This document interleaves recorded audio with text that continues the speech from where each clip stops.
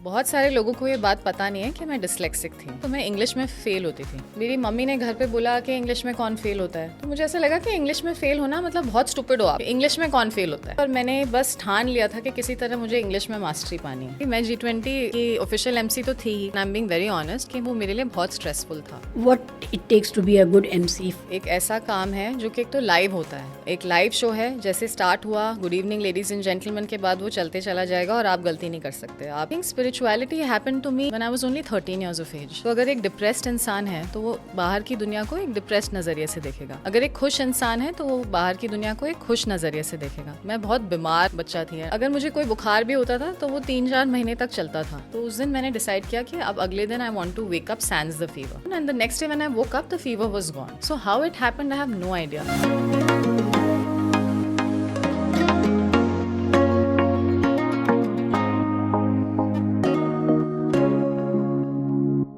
एक दिन मैं ऐसे ही स्क्रॉल कर रही थी अपना मोबाइल, तो जी समिट का आ रहा था उस वक्त। तो मैंने देखा कि कोई हेड ऑफ़ द स्टेट था उसमें रील में, and he was looking at this जो वो था नियॉन साइन कह लें या क्या था वो, एनिमेटेड था या नहीं था। तो उसको मैंने गौर से देखा, it was you. Artificial intelligence anchor. हाँ, कुछ G20 समिट में G20 समिट में you were in a sari and you were speaking some other language. हाँ, तो मैं सोची ये तो ऐश्वर्या है और ये कुछ और बोल रही हैं। मैंने एक्चुअली 16 G20 लैंग्वेजेस बोली थी और सिर्फ 4 दिन में तैयारी की थी। 16 जिसमें इंग्लिश हिंदी को हटा के 14 और। हिंदी हमारी हो गई, इंग्लिश हो गई यूके की, ब्राज़ील वगैरह की हो गई आपके पोर्चुगीज़, तो ऐसे करके Portuguese, French, Korean, Chinese, Japanese, Russian सब बोले। तो वो head of the states were staring at you, तो आई was so surprised. Rishi Sunak देख रहे थे मुझे। ऋषि सुनक, या I don't remember the name, but मेरा फोकस तो फिर ऐश्वर्या पे हो गया ना कि ये तो मेरी ऐश्वर्या है, ये क्या हुआ। तो फिर देन आई रियलाइज कि वो you are officially doing it. Then I started following you there also, क्योंकि क्या होता है कि हम फॉलो तो एक दूसरे को करते रहते हैं, लेकिन कई बार बहुत देर तक मिस हो जाता है कुछ और उसके बाद पता नहीं चलता। एंड देन अगेन उसके 1 महीने के बाद मैंने देखा कुछ क्रिकेट पे आप बात कर रही हैं। हाँ, वो तो मैंने अभी ट्राई किया था। क्या है वो तो बहुत प्रोफिशिएंट है, बहुत प्रो है वो। उसमें तो लग रहा है कि you are a trained commentator. वो मैंने काफ़ी देखा क्रिकेट मैचेस वगैरह, और मैं थोड़ा सा कोशिश करी थी कि मैं अपने स्पोर्ट्स इवेंट्स के साथ भी जस्टिस कर पाऊँ, तो इसलिए मैंने उसको मतलब एक बहुत पढ़ाई भी की, फिर ESPN क्रिक इन्फो पे जाके भी थोड़े रिव्यूज़ पढ़े, फिर अपने वर्ड्स में उन रिव्यूज़ को बोला। So are you into sports also? Not yet, but I do a lot of work for IPL। जैसे कुछ मीट एंड ग्रीट्स होते हैं, कभी कभी किसी क्रिकेटर का इंटरव्यू करना होता है, तो वो सब तो मैं कर ही लेती हूँ, पर ये सब लाइव शोज़ का ही हिस्सा है अभी तक। There's nothing's been on TV as such. लेकिन बहुत कुछ हो रहा है ना ज़िंदगी में। Since we part ways after our JNU classes, है ना, उसके बाद से ऐश्वर्या मेरी क्लासमेट थी, हम लोग साथ में MA पॉलिटिकल साइंस कर रहे थे जवाहरलाल नेहरू यूनिवर्सिटी में। मुझे इम्प्रेशन था कि ये बड़ी स्टूडियस हैं और एकेडमिक्स में बड़ा इंटरेस्ट है इनका। फिर क्या हुआ? MA के बाद क्या हुआ? एक्चुअली जब MA कंप्लीट किया उसके बाद जो प्रोफेसर्स जिनकी मैं फेवरेट हुआ करती थी JNU में, वो मुझसे पूछते थे कि अब क्या करना है यहाँ से, would you like to be a research scholar, या आप कुछ और करना चाहेंगे, MPhil क्यों नहीं कर रहे हो। तो मेरे को थोड़ा सा पढ़ाई से डर लगने लग गया था उसके बाद। एक्चुअली बहुत सारे लोगों को ये बात पता नहीं है कि मैं डिसलेक्सिक थी एज अ चाइल्ड। तो जब मेरी पढ़ाई की जर्नी बहुत छोटे में शुरू हुई होगी तो मैं इंग्लिश में फ़ेल होती थी। आई थिंक 3 या 4 साल की, वो थर्ड नहीं, ये तो बहुत लंबा हो गया, किंडरगार्टन और प्राइमरी, ये सब KG LKG क्या होता है, सब होता है ना। इसके बाद में जब मैं आई थिंक क्लास 1 में आई, तो क्लास 1 में आने के बाद मैं इंग्लिश में मेरे 4 नंबर आए 10 में से, जो बहुत सारे एग्ज़ाम्स होते हैं, क्वार्टरली टेस्ट होते हैं, तो क्वार्टरली टेस्ट में 10 में से 4 नंबर आए या 3 नंबर आए। मैं फेल ही हो गई थी, तो 3 थे शायद, 4 तो पास हो जाते हैं। तो मेरी मम्मी ने घर पे बोला कि इंग्लिश में कौन फेल होता है, तो वो बात मुझे बड़ी चुभी कि ना, मेरी मम्मी को अच्छा नहीं लगा मैं फ़ेल हो गई, इंग्लिश में फ़ेल हो गई। बाकी सब सब्जेक्ट्स में मैं पास हो गई थी, 4 या 5 नंबर आए थे, लेकिन इंग्लिश में मैं फ़ेल हो गई। और जिस तरह से मेरी मम्मी ने बोला सबके सामने, घर में सबके सामने, पापा के सामने, दादी के सामने, तो मुझे ऐसा लगा कि इंग्लिश में फ़ेल होना मतलब बहुत स्टूपिड हो आप, कि इंग्लिश में कौन फेल होता है। तो वो बात कहीं ना कहीं मुझे बड़ी हर्ट करी, पर मुझे समझ नहीं आता था मैं क्या करूँ। मेरे स्पेलिंग मिस्टेक्स बहुत होते थे, और मैं एक कॉन्वेंट स्कूल में थी, तो कॉन्वेंट स्कूल में क्या होता है कि वहाँ पे नन्स स्पेशली स्पेलिंग बीज बहुत करते हैं। वो आपको एक लाइन में खड़ा कर देते हैं और आपको एक वर्ड देते हैं, और उस वर्ड का आपको स्पेलिंग बताना होता है। तो मैं 2 स्पेलिंग्स बता पाती थी, जैसे सन, SUN, छोटे छोटे वर्ड्स का, पर जैसे ही डिफ़िकल्ट वर्ड्स आते थे मैं वो स्पेलिंग्स बता नहीं पाती थी और मैं लाइन से बाहर हो जाती थी। तो वहाँ भी मुझे बड़ा बुरा लगता था। तो इवेंचुअली मुझे ऐसे लगने लगा कि मुझे किसी ना किसी तरीके से इंग्लिश लैंग्वेज को मास्टर करना है। मतलब it was literally like I wanted to appease my mother, किसी तरह से वो खुश हो जाएं बस। तो एक बार बर्थडे पार्टी थी मेरी, तो मेरे मम्मी पापा बहुत अच्छे बर्थडे फंक्शंस करते थे, बहुत बड़े बड़े लेवल पे। तो बहुत सारे फ्रेंड्स को बुलाते थे, अपने फ्रेंड्स को और हमारे फ्रेंड्स को भी। तो एक मेरे पिताजी के एक फ्रेंड आए थे जो एक IAS ऑफिसर थे। उन्होंने वो आए बर्थडे पे और वो मेरे लिए एक बुक्स का सेट लाए। उनसे शायद पापा ने बात करी थी और कहा था कि ये इंग्लिश में बहुत डिफ़िकल्टी आती है, इसको थोड़ी प्रॉब्लम होती है। तो उन्होंने फिर एक छोटे छोटे पॉकेट बुक्स का मुझे वो दिया सेट, जिसमें रॉबिन हुड, ब्लैक ब्यूटी, ये सारी किताबें थी।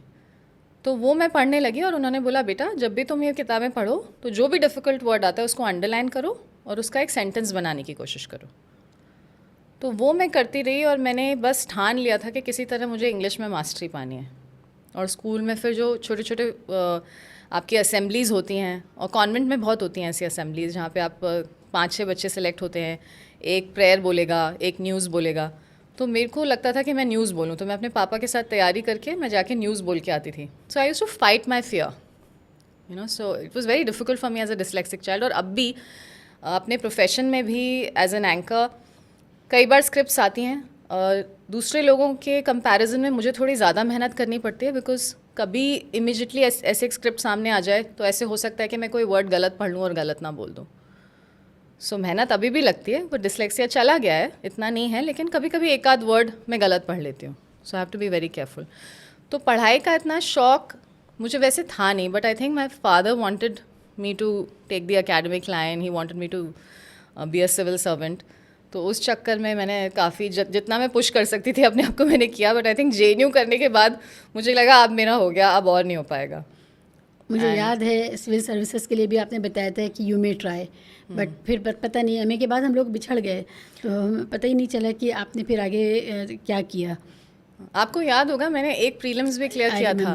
हाँ, सबने फिर बोला भी था, कानूंगो सर ने भी, और जो हमारे प्रोफेसर्स थे उन लोगों ने भी बोला था कि इसका प्रीलिम्स हो गया है, ये कर सकते हैं। पर मेंस में फिर वही दिक्कत आती थी, वही डिस्लेक्सिया वाली। वो बहुत इलेबोरेट पेपर है और उसमें छोटे छोटे जल्दी सोचना और छोटे छोटे आंसर्स जल्दी से लिखना, वो फिर एक स्ट्रगल होता था मेरे लिए। बट आई डोंट, उस साल हमारे 2-3 साथियों ने निकाला था, आप ही के साथ आपका भी प्रीलिम हुआ था और भी 1-2 क्लासमेट्स थे उनका भी हुआ था। तो आई रिमेंबर दैट। या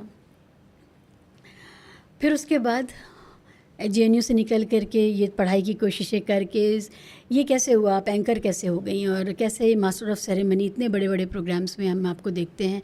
एंड आप ज़रूर कह रही हैं कि आप बहुत मेहनत करती हैं, लेकिन it paid of very well, क्योंकि बहुत परफेक्शन है और बहुत अच्छे रिव्यूज़ मिलते हैं। हमारे भी एक प्रोग्राम को आपने किया था बहुत पहले, तो people were really happy about that. और ये जो परफेक्शन है, ख़ासकर जब मैं आपका कमेंट्री देखती हूँ क्रिकेट के ऊपर तो मुझे बहुत फ़ख्र होता है। एक्चुअली क्रिकेट के लिए मैंने अभी ही करना शुरू किया था इसी साल, लेकिन इससे पहले भी मेरे पास काफ़ी सारे स्पोर्ट्स के इवेंट्स आते रहे हैं। और मैंने एक कॉर्पोरेट्स के लिए बहुत सारे ऐसे चैट्स होते हैं, जैसे मूव, रैकेट बेनकीज़ा का जो प्रोडक्ट है मूव, उन लोगों का एक लॉन्च था। तो वो ये स्प्रे या जेल का लॉन्च था उनका, उसमें गौतम गंभीर आए थे। तो इस तरह से इंटरव्यूज़ तो मैं बहुत सारे सेलिब्रिटीज़ और क्रिकेटर्स के साथ कर चुकी हूँ, लेकिन इस बार मुझे लगा कि मुझे पसंद भी बहुत है क्रिकेट। जैसे ऐसा नहीं है कि I don't like it, I really like watching it. तो मुझे लगा मे बी मुझे भी इसको ट्राई करना चाहिए, थोड़ा बोल के देखूँ कैसे लगेगा। how I will come across, you know, and if you think I was sounding professional, तो Yeah, you बहुत बड़ा compliment है मेरे लिए. देखिए हम सब जो सोशल लाइफ में हैं कुछ ना कुछ करते रहते हैं और ये मौके बहुत आते हैं, मेरे पास भी बहुत होता है कि मैं स्टेज संभालती हूँ, लेकिन आपका जो काम है वो बहुत डिफरेंट तरह का काम है. आप कॉरपोरेट्स करती हैं और उसमें कोई गुंजाइश नहीं होती है कि गलती की कोई गुंजाइश नहीं, कोई कमी नहीं हो सकती. तो ये जो आपका काम है इस बताइए कि what it takes to be a good MC for the corporate. एक तो आपने बात ये बहुत बहुत सही बात कही है कि ये एक ऐसा काम है जो कि एक तो लाइव होता है, तो इसमें कट्स नहीं हैं. आप एक टीवी पे नहीं हो जहाँ पे आप एक शो को एडिट कर सकते हो. एक लाइव शो है, जैसे स्टार्ट हुआ good evening ladies and gentleman के बाद वो चलते चला जाएगा और आप गलती नहीं कर सकते. आप डेजिग्नेशंस लोगों की गलत नहीं बोल सकते. आप पढ़ पढ़ के बोल सकते हो, लेकिन वो थोड़ा सा बहुत मैं कंफर्टेबल नहीं होती कि मैं पढ़ के बोलूँ, तो कई बार मैं मोस्टली अपनी पूरी स्क्रिप्ट्स को मेमोराइज़ करती हूँ, इंटरनलाइज करती हूँ, फिर जाके बोलती हूँ. तो वो और भी मुश्किल हो जाता है. हालांकि गवर्नमेंट इवेंट्स में वो नहीं हो पाता, बिकॉज वो गवर्नमेंट अगर बैक टू बैक आपके प्रोग्राम्स हैं कई बार, तो आपको पढ़ पढ़ के भी एलोक्यूट करना पड़ता है. पर हाँ, फिर भी आप गलती नहीं कर सकते. बहुत there are a lot of stakes, you know, you can't go wrong with a lot of things when you're emceeing a live show. So what it takes to be a good MC is first of all to be your authentic self. I think that is the first parameter. सबसे important ये है कि आप जैसे बोलते हैं वैसे ही बोलें. आप एक फेक एक्सेंट ना पुट ऑन करें, बिकॉज वो बहुत पुटिंग ऑफ होता है एक ऑडियंस के लिए. मैंने कई सारी चीज़ें अच्छा एंकर बनने के बारे में भी अलग अलग डाइवर्स फील्ड से सीखा है. तो ऐसा नहीं है कि सिर्फ एंकर बनने चले हो तो सिर्फ इस पे फोकस करो, but I think you learn from a lot of other areas as well. जैसे मैंने 1 साल के लिए थिएटर भी किया, कमर्शियल थिएटर. मुझे याद है किंगडम ऑफ ड्रीम्स जी, मैंने आपका शो देखा है वहाँ पर.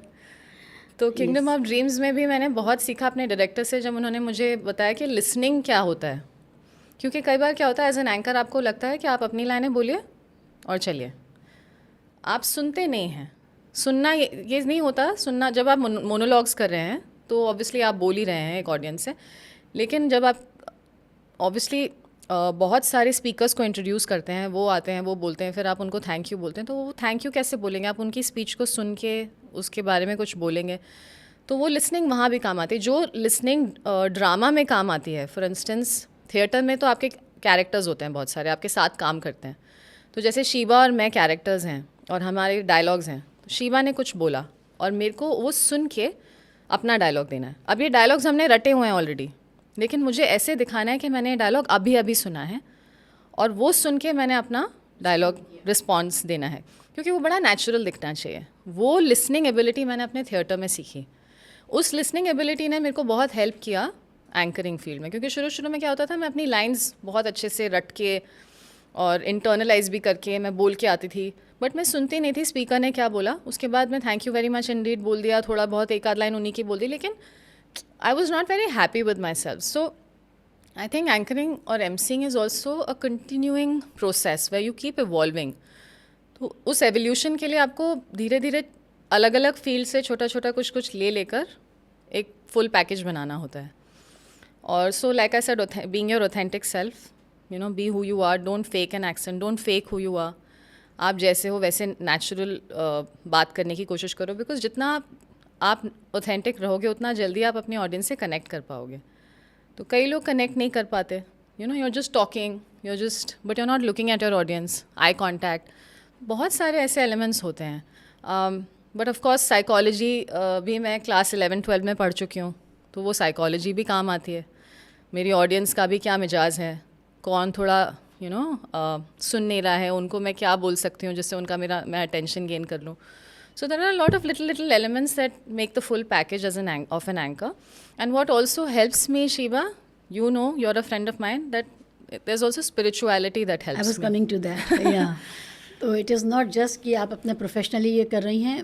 मुझे याद है जब मेरे पैर में परेशानी थी, आपने कहा था मैं हीलिंग भेजूंगी आपको और आप ये कीजिए.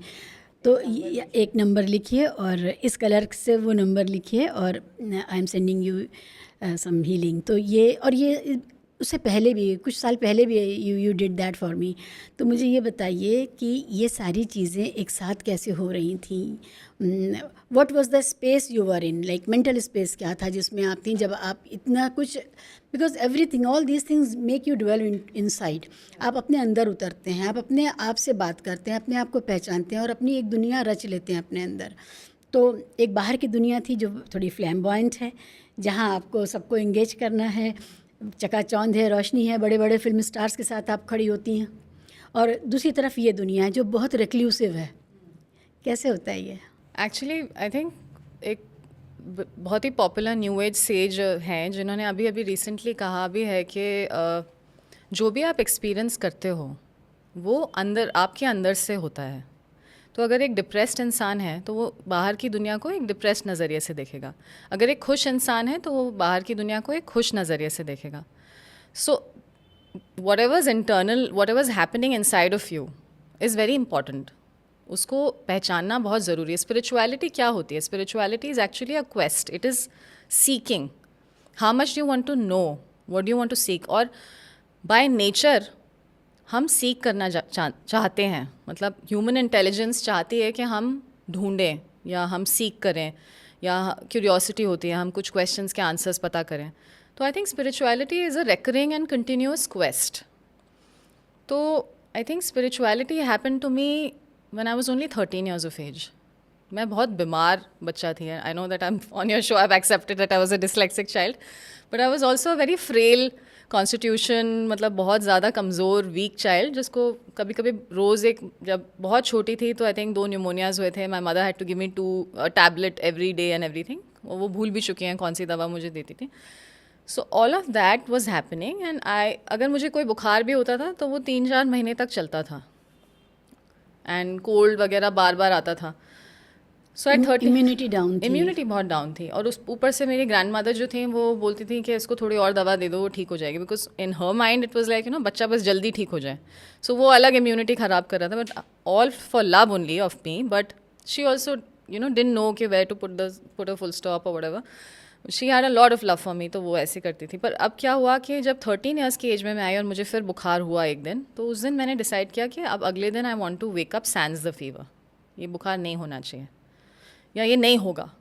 सो mindfully I became strong on my own, and the next day when I woke up the fever was gone.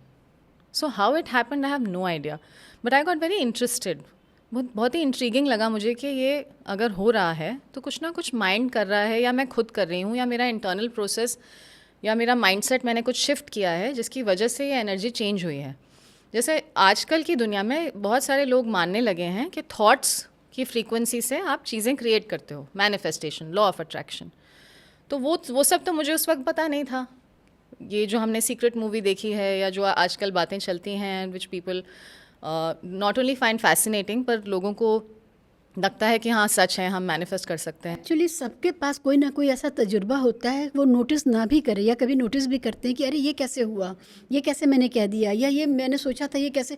तो बहुत सारी चीज़ें ऐसी होती हैं, अगर आप उसको नोट करने लगें तब आप उसका कोई सेंस बनाने लगते हैं, एंड यू रियलाइज़ कि जितना आपके 5 सेंसेस के अलावा भी कोई सेंस है जो आपके अंदर मौजूद है। अब उसको आपने अनपैक करना है, उसको अप्रोच करना है और उसको निकालना है। तो हम सब अपना जो सेंस है, जो बोध है होने का, जो हमारा माइंड है, तो उसको हम अभी पूरी तरह अप्रोच नहीं कर पाए। हमने उसको पूरी तरह से इस्तेमाल करना नहीं शुरू किया है, और इस पर बहुत काम हो रहा है सारी दुनिया में। And that's why they say that you have to go with in, because if you don't go with in you will go without. तो अगर आप अपने इस क्वेस्ट के लिए आप इंटरनलाइज नहीं करेंगे, इंटरनली सीख नहीं करेंगे कि क्या है, क्या आप सोच रहे हो, क्या आपके थॉट्स हैं, आपकी थॉट्स क्या फ्रीक्वेंसी क्रिएट कर रहे हैं, कैसे आपको खुश होने से कुछ क्या मिलता है, वो सब जब हम नहीं अपने आप के साथ बैठ के थोड़ा सा सीख करेंगे, उस क्वेस्ट में जाएंगे जिसे स्पिरिचुअलिटी कहते हैं, तब तक हमें नहीं ये वाले जवाब मिलेंगे। और I think that's why the world is moving towards finding answers to these questions. And ये कहा भी जाता है कि when you ask the right questions, not questions like not superficial, like do you like fries with your hamburger, not those kind of questions, but questions which are more to do with the fact that why you're going through a certain feeling, what is happening to you and why you feeling dejected, why you feeling super related, you know. And I think दुनिया में बहुत सारी चीज़ें इसलिए भी होती हैं क्योंकि a lot of people are about, you know, suppressing other people, ये भी होता है. तो उसको भी स्पिरिचुअलिटी के नज़रिए से जब हम देखने लगते हैं तो हम पाते हैं कि we are all one. That's also a very, very profound thought of spirituality. When you start looking at the other person as yourself. Yeah, and then you destroy your fake egos and Exactly. So ego को destroy करना सबसे important और बहुत ही necessary goal होना चाहिए आज की दुनिया में. that is standing between the two human beings and between the compassion that one should have between the two humans. तो जैसे आपने अभी कहा इंटरव्यू से पहले ही जब हम मिले थे अभी जब आपने कहा कि मुझे इनएनिमेट चीज़ों से भी प्यार है, मुझे उनके साथ भी एम्पैथी होती है. एम्पैथी होती है मुझे. मतलब for this diary, for the plate I am using, for the cup, I don't want to put them into the dishwasher all the time. कभी मुझे लगता नहीं मुझे हाथ से इनको साफ़ कर लेना चाहिए, मुझे डिशवॉशर में नहीं डालना है हर बार.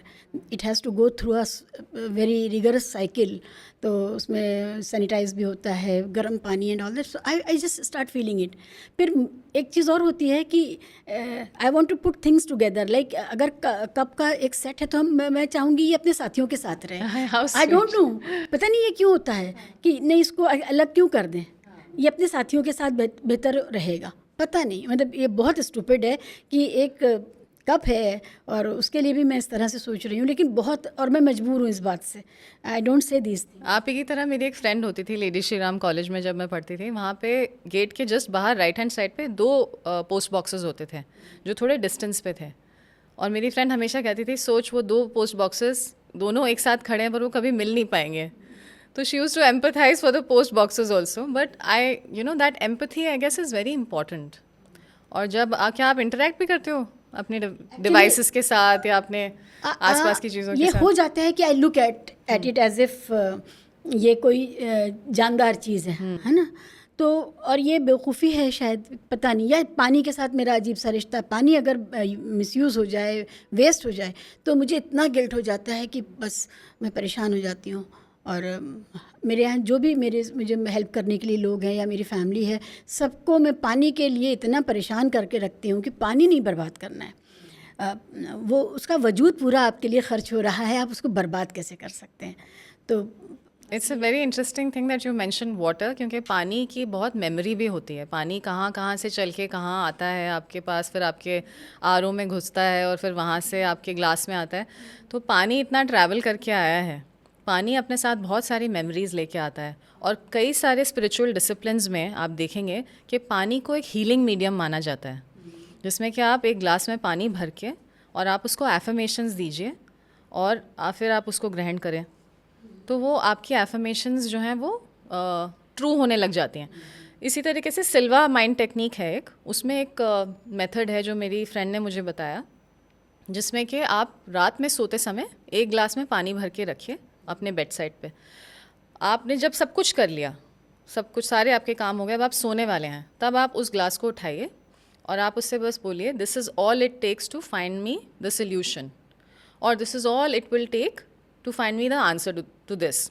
चाहे आप कोई सवाल पूछना चाहते हैं, चाहे आप कोई आउटकम लेना चाहते हैं उस पानी से, वो आप उसको बोल दीजिए और आधा ग्लास पानी आप पी के और बिल्कुल सो जाइए. फिर आप उस पानी के ग्लास को रख दीजिए कवर करके.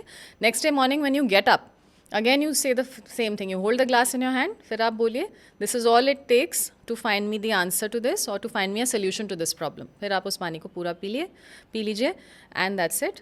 आप ये 2-3 दिन करिए और आपको इसके रिजल्ट्स मिलने लगेंगे. आपको आंसर मिल जाएगा या कोई सोल्यूशन मिल जाएगा. This is actually a Silva mind technique. तो पानी के साथ अगर आपका ऐसा रिश्ता है, आई think it's very good and I'm sure a lot of people would be excited to try this technique. Good you mentioned it in detail. Good you mentioned it, that the process and the method. I'll try. पता नहीं हम लोग क्या बातें कर रहे हैं, कहाँ पहुँच गए, और सुनने वालों को ये कैसा लगेगा, वो इससे रिलेट करेंगे या हमें बेवकूफ़ समझेंगे, मैं नहीं पता. लेकिन एक जो स्टडी है जिसमें 2 प्लांट्स रखे गए पॉट्स में और एक प्लांट के साथ बहुत मोहब्बत से पेश आया गया और एक प्लांट को हमेशा दुत्कारा गया, उसको बुरी बातें कही गई और उसको बार बार कहा गया तुम मर क्यों नहीं जाते, और वो मर गया. ये जो प्लांट ने जो आपकी फीलिंग्स को रिसीव किया और अपनी अवहेलना को रिसीव किया, ये बहुत कुछ बताता है। तो ये बात अच्छी है कि बहुत ह्यूमैनिटी जो है अब अपने जो वो अभी अपने आँख नाक कान और त्वचा से जो महसूस कर सकती है, उसके आगे भी कोशिश कर रही है, और ये उसका आत्मबोध का विकास है, इसको मैं इस तरह देखती हूँ। एक चीज़ और है कि हम जिस मटीरियल वर्ल्ड में रहते हैं वहाँ बहुत सारी परेशानियाँ मटीरियल लैकिंग्स की वजह से हैं, है ना। हम और आप जैसे लोग जिनकी ज़िंदगी में वो परेशानियां नहीं हैं, अगर इस तबके में सिंपैथी एम्पैथी आती है तो दुनिया बदलेगी। जी बिल्कुल, है ना। तो ये बहुत ज़रूरी है कि इस बात को फैलाया जाए, चाहे कितनी भी बेवकूफ़ी भरी लगे, लेकिन कम कंज्यूम करें हम। हाँ। कम से कम अपने जो भी रिसोर्सेज हैं उनको कम हम यूज़ करें, और अब्यूज़ तो बिल्कुल ना करें, मिसयूज़ तो बिल्कुल ना करें, तो दुनिया बेहतर हो जाए शायद। बिल्कुल, एब्सोल्युटली। कुछ पागलपन भी ज़रूरी है। चलिए इसको तो यहीं छोड़ते हैं। आप बहुत दिलचस्प बात कर रही थी, and I was so tempted to stop you and ask this question, but मुझे ये बताइए, जिस काम में गलती की गुंजाइश नहीं है, कोई गलती हुई कभी? शिवा ऑनेस्टली शुरू में होती थी, नोटिस हो जाती थी? नोटिस भी हो जाती होंगी, लेकिन मेरे साथ मेरा एक गलती को कवर अप करने का एक तरीका है मेरे पास, कि मैं मुस्कुरा के उसको वहीं उसी वक्त ठीक कर देती हूँ। जैसे मैं आपको बताऊँगी, एक प्रोग्राम में एक अवार्ड फंक्शन था। अवार्ड फंक्शन में उन्होंने मुझे बोला कि आपको ये लिस्ट है। अब उन्होंने वो मुझे लिस्ट जो है वो बिल्कुल लास्ट मिनट पे पकड़ाई। कई बार क्या होता है, ऑर्गेनाइजर्स बहुत स्ट्रेस्ड होते हैं, वो इतने सारे 3 दिन का प्रोग्राम कर रहे हैं, उसमें शाम को अवार्ड्स हैं, तो कई बार वो आगे पीछे होता है, और कई बार क्या होता है, ट्रॉफीज़ नहीं आई होती हैं, वो आ रही हैं, वो नाम उधर उधर हो गए तो वापस बन रही हैं, कुछ भी होता है, तो उस चक्कर में वो आगे पीछे होता ही है। और कई बार तो ऐसा होता है, बहुत बड़े बड़े प्रेस्टिजियस इवेंट्स जिनका मैं नाम नहीं लूँगी, उसमें भी मेरे को इतनी मोटी डेक दी जाती है अवार्ड्स की, जिसमें उनका साइटेशन है सब है, और वो बोलते हैं कि अभी पहले 14 बोलो फिर 1 बोलो, तो मैं ऐसे ऐसे उसको फोल्ड करके मार्क करती हूँ, या फिर मैं अपने वो चिट्स लगाती हूँ कि पहले मुझे यहाँ जाना है फिर यहाँ जाना है, स्टिकी नोट्स लगाती हूँ। तो ये सब होता है, ये सब मैडनेस होती है। तो एक बार क्या हुआ, उन्होंने मुझे दिया फॉन्ट 9 में, जबकि मैं बहुत क्लियर होती हूँ शुरू में कि भाई मैं 16 फॉन्ट तक पढ़ सकती हूँ, उससे कम मेरे को स्ट्रगल होता है। तो मैं सबको पहले ही बता देती हूँ, मुझे जो आप प्रिंट आउट दें वो 16 फॉन्ट में दें। And you have to maintain a distance between your face, your gaze and the object you are looking at. So वो 9 फॉन्ट में उन्होंने मुझे दिया। मेरे को थोड़ा सा गुस्सा भी आया, मैंने शायद गुस्सा जताया भी ऑर्गेनाइजर्स के सामने थोड़ा सा, कि देखिए आप क्या कर रहे हो, लास्ट मिनट आप मेरे को लिस्ट दे रहे हो और आप 9 फॉन्ट में दे रहे हो उसमें। लेकिन उन्होंने 9 फॉन्ट में उन्होंने एक IIT कुछ लिखा हुआ था। अब वो IIT मैंने IIT पढ़ा, मैं तो वैसे ही डिसलेक्सिक हूँ, अब मैं उनको बोल तो सकती नहीं मैं डिसलेक्सिक हूँ। अब वो मैंने पढ़ा, फिर एकदम से वो लोग आने लगे, तो मुझे लगा कि मैंने कुछ गड़बड़ की है। वो फेस पे दिख जाता है ना जब अवार्डीज आ रहे हैं अवार्ड लेने। फिर मैंने वापस देखा, मैंने कहा ओह राधा IIIT। पर आप जब कॉन्फिडेंटली बोलते हो और स्माइल कर देते हो उसके साथ, तो ऐसे लगता है कि हाँ कोई गलती हुई नहीं। तो इस तरह की गलतियाँ हुई हैं कभी कभार इन सिचुएशंस में। लेकिन अब मैं उसके बाद मैं बहुत केयरफुल हो गई, और आई थिंक मैंने ये देखा है, जितना ज़्यादा मैं मेडिटेशन को अपना लाइफ का हिस्सा बनाती आई हूँ, उतना मेरा माइंड बहुत क्लियर होता जाता है। तो वो उसमें रिटेंशन की एबिलिटी बढ़ गई है, फोकस बढ़ गया है। तो कई लोग मुझसे पूछते हैं कि आप स्क्रिप्ट्स ऐसे मेमोराइज़ करके बोल देते हो, कैसे कर लेते हो बिल्कुल एग्जैक्टली, और बहुत मतलब you not even looking at paper और क्या हो रहा है। वो बिकॉज ऑफ मेडिटेशन मेरी मेमोरी की रिटेन करने की एबिलिटी बढ़ी है, याद करने की, और फोकस बहुत बढ़ गया है। तो अब गलती इसलिए नहीं होती। तो माइंडफुलनेस और स्पिरिचुअलिटी को कहीं ना कहीं मैंने अपनी लाइफ में हर जगह एक हिस्सा बनाया है उसको। तो उस कारण से आई थिंक यानी कि आप जो काम करती हैं डूब के करती हैं। हाँ, आई think I have a lot of depth about me otherwise also. मुझे लगता है कि आई थिंक हर इंसान में डेप्थ होनी चाहिए, और आई थिंक डेप्थ से ही एम्पैथी आती है और जेन्युइननेस आती है। जब आप जो काम कर रहे हैं वो आप जानते हैं, उसमें आपकी दिलचस्पी है, इन्वॉल्व है, वो सिर्फ इसलिए नहीं कर रहे हैं कि आपका एक कॉन्ट्रैक्ट हुआ है। जी, क्योंकि नहीं तो बाकी चीज़ें जो हैं MC बनने के लिए, एंकर बनने के लिए, कि आपको बहुत अच्छा पढ़ना चाहिए, you should read a lot, और आपको नॉलेज गेन करनी है, वो सब तो हम करते ही हैं। मैं इस पर आना चाहती थी कि जो नए यंगस्टर्स हैं और इसको करियर बनाना चाहते हैं, वो कैसे तैयारी करें अपनी? तो आई थिंक पहले तो जॉर्ज जेसल एक वो हैं, बहुत बड़े जर्नलिस्ट रह चुके हैं। उन्होंने एक कोट, एक बहुत इंपॉर्टेंट बात बोली थी पब्लिक स्पीकिंग को लेके, which is if you haven't struck oil in the first 3 minutes stop boring. तो आप पहले 3 मिनट्स भी नहीं, आई थिंक 3 सेकेंड्स उन्होंने बोला होगा, आई एम कोटिंग हाँ, 3 मिनट्स तो बहुत होता हाँ, है। 3 seconds. If you haven't struck oil in the first 3 seconds, stop boring. तो वो फर्स्ट 3 seconds में आप कैसे अपना कनेक्ट बनाते हो ऑडियंस के साथ? Usually people start with ladies and gentleman, you know, लेकिन अगर आप कोई एक अच्छी सी बात बोलते हो शुरू में, आप एक कोट बोलते हो, आप एक रिसर्च स्टोरी टेलिंग करते हो, एक एनालॉजी बताते हो, या आप ऑडियंस को उनके बारे में कुछ बोलते हो, उनको इनकरेज करने के लिए, एंथूज करने के लिए, तो वो सब टेक्निक्स होती हैं to basically make sure that you broken the ice. सबसे पहली चीज़ होती है आइस ब्रेक करना. जी हाँ, तो वो कनेक्ट आपको इस्टेब्लिश करना है. वो आप कैसे करेंगे, उसके लिए आपको एक मास्टरमाइंड टेक्निक ईजाद करनी है. अब आप वो अपनी नॉलेज के थ्रू करते हो, आपने बहुत सारी किताबें पढ़ी हैं, वहाँ से कोई अच्छी सी स्टोरी बताने में करते हो, एनेक्डोट्स लाते हो कहीं से, या आप कोई जोक सुनाते हो, या आप सबको बस इनकरेज करते हो, तो आपकी टोनैलिटी सही है. वो सब आपको देखना पड़ेगा कि आप किस तरह का प्रोग्राम कर रहे हो. आप एक गवर्नमेंट प्रोग्राम में तो आप लोगों को एंथूज या इनकरेज नहीं कर सकते, वो सीरियस काम है. तो हर काम की एक अलग अलग मतलब तरीके से आपको स्ट्रैटेजी बनानी पड़ती है. पर्सनल ग्रूमिंग पर क्या ध्यान देना होता है? पर्सनल ग्रूमिंग, यू नो, जब मैंने शुरू किया था मैं बड़ी टॉम बॉय की तरह शो करने जाती थी. मैं लिपस्टिक भी नहीं लगाती थी, और मुझे फिर फीडबैक भी मिलता था कि आपने लिपस्टिक नहीं लगाई है, मतलब यू नो, बिकॉज हाँ, कि ये हमारा बड़ा प्रेस्टिजियस इवेंट है एंड यू नॉट, या आपने ये नहीं पहना है, या इवेंट के अकॉर्डिंग आपको कपड़े भी पहनने पड़ते हैं.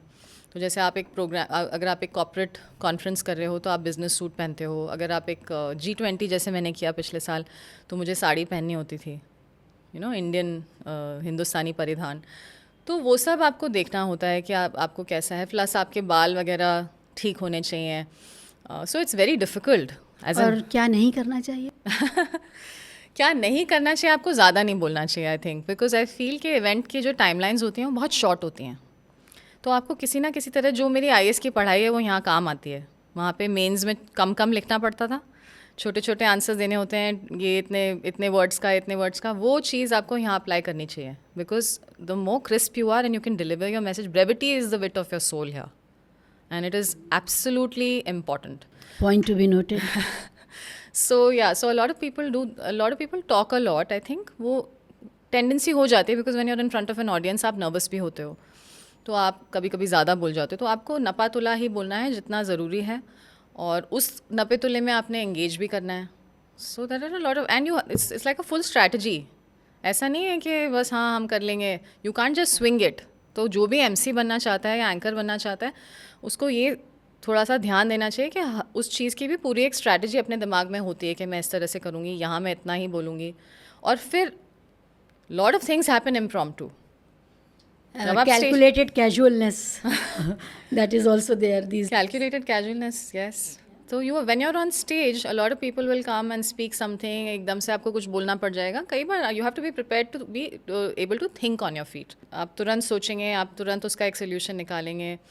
कई बार ऐसा होता है कि मेरा फाइनल अवार्ड होता है, बड़ा प्रेस्टिजियस अवार्ड है, सबसे prestigious, everybody is looking forward to it, और सडनली आपका जो ऑडिटर था वो गायब है. वो उसने सोचा कि बाद में आएगा थोड़ा, तो मैं कॉल ले आता हूँ.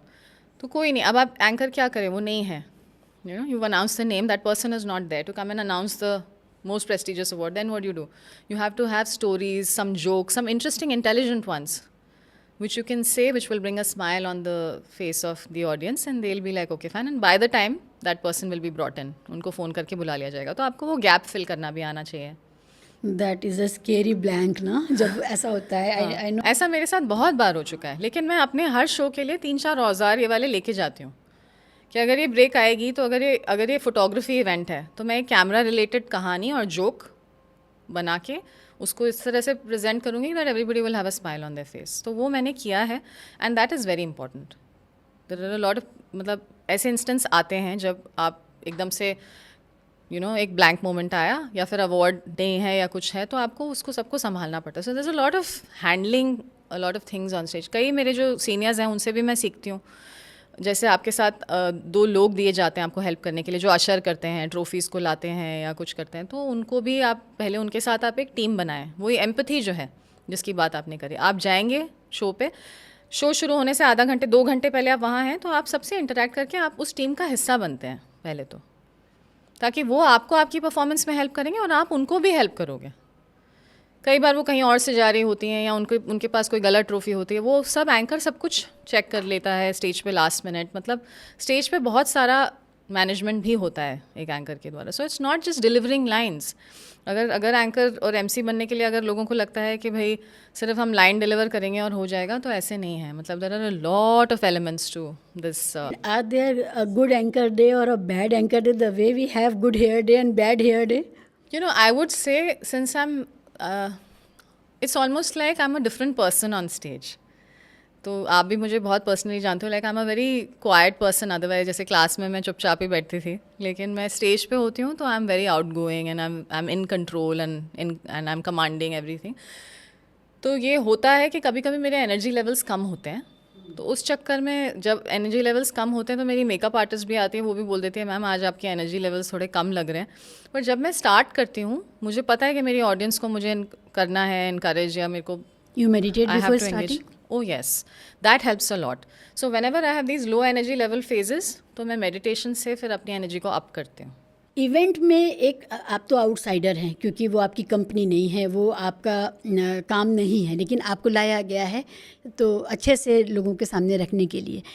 तो उसमें आप कितना घुसती हैं, अंदर कितना जाना होता है उस पूरे जो कंपनी है या उसकी जो वो पर्टिकुलर इवेंट है, एक्टिविटी है, कोई लॉन्च हो सकता है, कोई इनॉग्रेशन हो सकता है, उसमें आपको कितने देर पहले, 1 दिन पहले, 2 दिन पहले, उसी दिन क्या होता है ये प्रोसेस?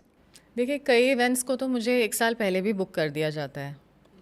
कई जो इवेंट्स मैं हर साल कर रही हूँ, जैसे मैं इंडिया स्मार्ट ग्रिड फोरम का इंडिया स्मार्ट यूटिलिटी वीक हर साल करती हूँ।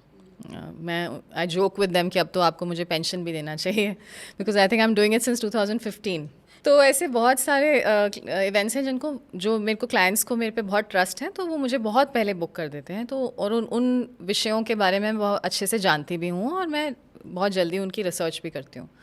लेकिन कई ऐसे इवेंट्स होते हैं जैसे कि 2 दिन बाद एक इवेंट है और स्क्रिप्ट भी ऐसे आता है बस 1 दिन पहले या ऐसे करके। पर तो उसमें उस चक्कर में क्या होता है, कई ऐसे इवेंट्स होते हैं शिवा जिसमें पीआर एजेंसी ने एक स्क्रिप्ट लिखी होती है और and you have to stick to it. और उन्होंने ये भी बोला होता है, जैसे कि स्पेशली आईटी इवेंट्स हैं, आईटी इवेंट्स में ज़्यादा टाइम नहीं होता है। They call people let's say on a Friday evening, जब सब काम करके आए हैं और सिर्फ 2 घंटे में सारे प्रेजेंटेशंस भी करने हैं, आईटी कंपनीज़ को अपने प्रोडक्ट ऑफरिंग्स के बारे में बताना है। वहाँ पे एमसी का रोल बहुत लिमिटेड होता है, जहाँ सिर्फ इंट्रोडक्शंस करने होते हैं। तो मैं पूछती हूँ कि shall I also engage with them, क्या मैं उनसे थोड़ा क्विज कर लूँ ऑडियंस को, थोड़ा टू गेट देम एक्टिव और व्हाटएवर। तो लोग मेरे को बोलते हैं, क्लाइंट्स बोलेंगे नहीं नहीं हमारे पास टाइम नहीं होगा, लेकिन हम फिर भी मैं तैयार करके ही जाती हूँ अपने आप को कि कुछ भी हो सकता है, एक इवेंट है ये, इट्स एन इवेंट। इवेंट का क्या मतलब है, anything can happen, it's eventful, right? So I prepare and go. But ये है कि a lot of these things, I mean I guess you just prepare yourself where it's necessary. I forgot your question, sorry. No, it was this only कि आप कितना पहले से उसमें enter करते हैं, कितना वक्त चाहिए होता है मेंटली कनेक्ट करने के लिए, क्योंकि once you are connected then the half the work is already done. तो मैं समझ सकती हूँ उस बात को कि जब आप उन चीज़ों के साथ पर्सनली भी जुड़ जाते हैं तो सब कुछ बहुत आसानी से होता चला जाता है। फिर आपको तो क्रोनोलॉजी याद रखनी है थोड़ी सी कि अभी ये। पर 1 हफ्ता अगर है आपके पास तो आप उसको अच्छी तरह समझ सकते हो, स्क्रिप्ट को समझ सकते हो, उसमें अपना वैल्यू ऐड कर सकते हो, और मेमोराइजिंग में भी आसान हो जाता है। बिकॉज मेरा बड़ा सिंपल प्रोसेस है। अगर मेरे को 7 दिन मिले हैं, मैं रोज़ दिन में 2 बार उसको सिर्फ पढ़ती हूँ, just read it once twice a day. ये भी मैंने कॉलेज में सीखा, शायद लेडी श्री राम कॉलेज में। वहाँ पे हमें बहुत सारे फ़ोटो कॉपीज़ दिए जाते थे, रीडिंग्स। हाँ, रीडिंग्स, करेक्ट, रीडिंग्स। क्योंकि मैंने वहाँ पे भी पॉलिटिकल साइंस किया था जेएनयू में भी तो हम लोगों को कितने रीडिंग्स मिलते थे। जी। After the classes we would rush to the photocopy machine. Right, exactly. तो हम लेडी श्री राम कॉलेज में भी यही होता था, we used to rush to the photocopy machine, और वहाँ पे हमारे रीडिंग्स तैयार किए जाते थे, या फिर क्लास में मैम डिस्ट्रीब्यूट करवाती थी, या किसी को बोल दिया जाता था कि आप लेके आओगे। तो वो रीडिंग्स, और मैं आई थी राजस्थान से, दिल्ली, तो मेरे वो सर के ऊपर से जाती थी। और दिल्ली के बच्चे बड़े smart, intelligent, they would just ask questions also. मैं कभी सवाल भी नहीं पूछ पाती थी। तो मेरी, और वैसे भी डिसलेक्सिया के कारण मेरे को इतना सारा कुछ पढ़ना, पॉलिटिकल फिलॉसफी स्पेशली बहुत मुश्किल होता था। I remember you were good in political philosophy, professor Vidhu Verma की क्लास होती थी। I still remember the story, the allegory of the cave, yes, which where I scored the highest marks, I guess, because yeah. she really liked और that हमारा एक answer. Tutorial था ना। हाँ, allegory of the cave. That's also about. It's also a very spiritual story. I mean, it's about awareness. मतलब कैसे अगर आपको ने किसी को डार्कनेस में रखा है किसी केव के पीछे, तो उनको जो दिख रहा है, जो प्रोजेक्ट हो रहा है। Remember allegory of the cave में एक आग होती थी और फिर उसमें वो एक वॉल है और फिर केव में लोग बंधे हुए हैं और वहाँ सामने जो वॉल है उस पर सब कुछ प्रोजेक्ट हो रहा है। Whenever people are passing by, that is what they believe in. तो वही spirituality, limited perception, exactly. So spirituality is about breaking those limited perceptions, because when you go within, internalize and go feel what you're feeling and ask the right questions, that is what, because and also spirituality is about sharpening your questions, I guess, you know. तो वो जब questions को आप sharpen करते हो तो आप you dig deeper, आप और डीप जाते हो उसमें, and that is and why I keep mentioning spirituality is because I think that's what helps me even in my career as an MC. Political science में सोक्रेटिक ट्रेडिशन में भी तो हम लोगों ने वही सब पढ़ा। ये बताइए कि when is the moment when you get struck of somebody, some personality, you are doing a show and then all of a sudden you come across a big star or somebody who is known in the circuit, फिर आपको लगता है अरे आज यहाँ perform कर रहे हैं इनके सामने, होता है ऐसा? आई थिंक ऐसा मेरे साथ एक बार सिर्फ शाहरुख खान के साथ हुआ था। ओहो। That was just that one time when I think वो 2-3 शोज में मेरे आ चुके हैं, लेकिन जो पहला शो मैंने किया था तब मेरा मुंह थोड़ा खुला था। बाकी I don't think I have ever been star struck as such. मैं काफ़ी नहीं बनता है, शाहरुख के साथ तो बनता है। हाँ बस वही, otherwise everywhere else I have been pretty normal. But हाँ उनके साथ आई थिंक उनका एक ऑरा बहुत ही, he is got a very tall aura. I mean, you can luminous. see. Yeah, it's very luminous. You're right. Yeah. So you can just see it, and it's just something about that personality that Did draws you get to interact with him? Yes, of course. I mean, on stage. On stage. And I was getting him to interact with the audience. तो audience के साथ भी उनका interaction करा रहे थे. तो वो बहुत ही प्यार से अपनी audience से interact करते हैं. Like there was this boy who wanted to dance with him. उन्होंने उसको stage पे बुला लिया और उनके साथ dance किया. तो he's very respectful and loving with his audience. So that's a very nice trait he has. I think he opens his heart on stage. और वो भी एक चीज़ है जो एंकर्स को भी करनी चाहिए. आपको बिल्कुल ओपन होना है. जैसे थिएटर में कहा जाता है कि you are absolutely open. Theatre में तो और भी एक्सट्रीम में कहा जाता है that you are naked in front of your audience. But what I perceive to be naked is you're open in front of your audience. When they can see through you, is when they will connect with you the most.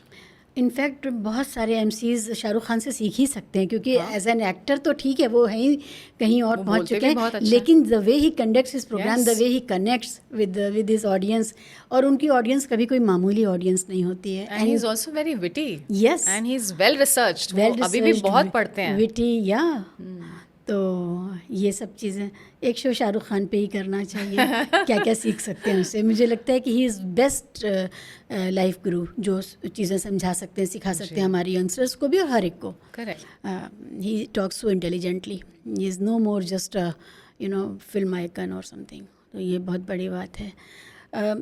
कुछ काम ऐसे कभी करने पड़े जो नहीं करना चाहते थे, ये शो मतलब ये टॉपिक ही पसंद नहीं है और करना पड़ रहा है, something that you may not like at all, बहुत आपके लिए नीरस है?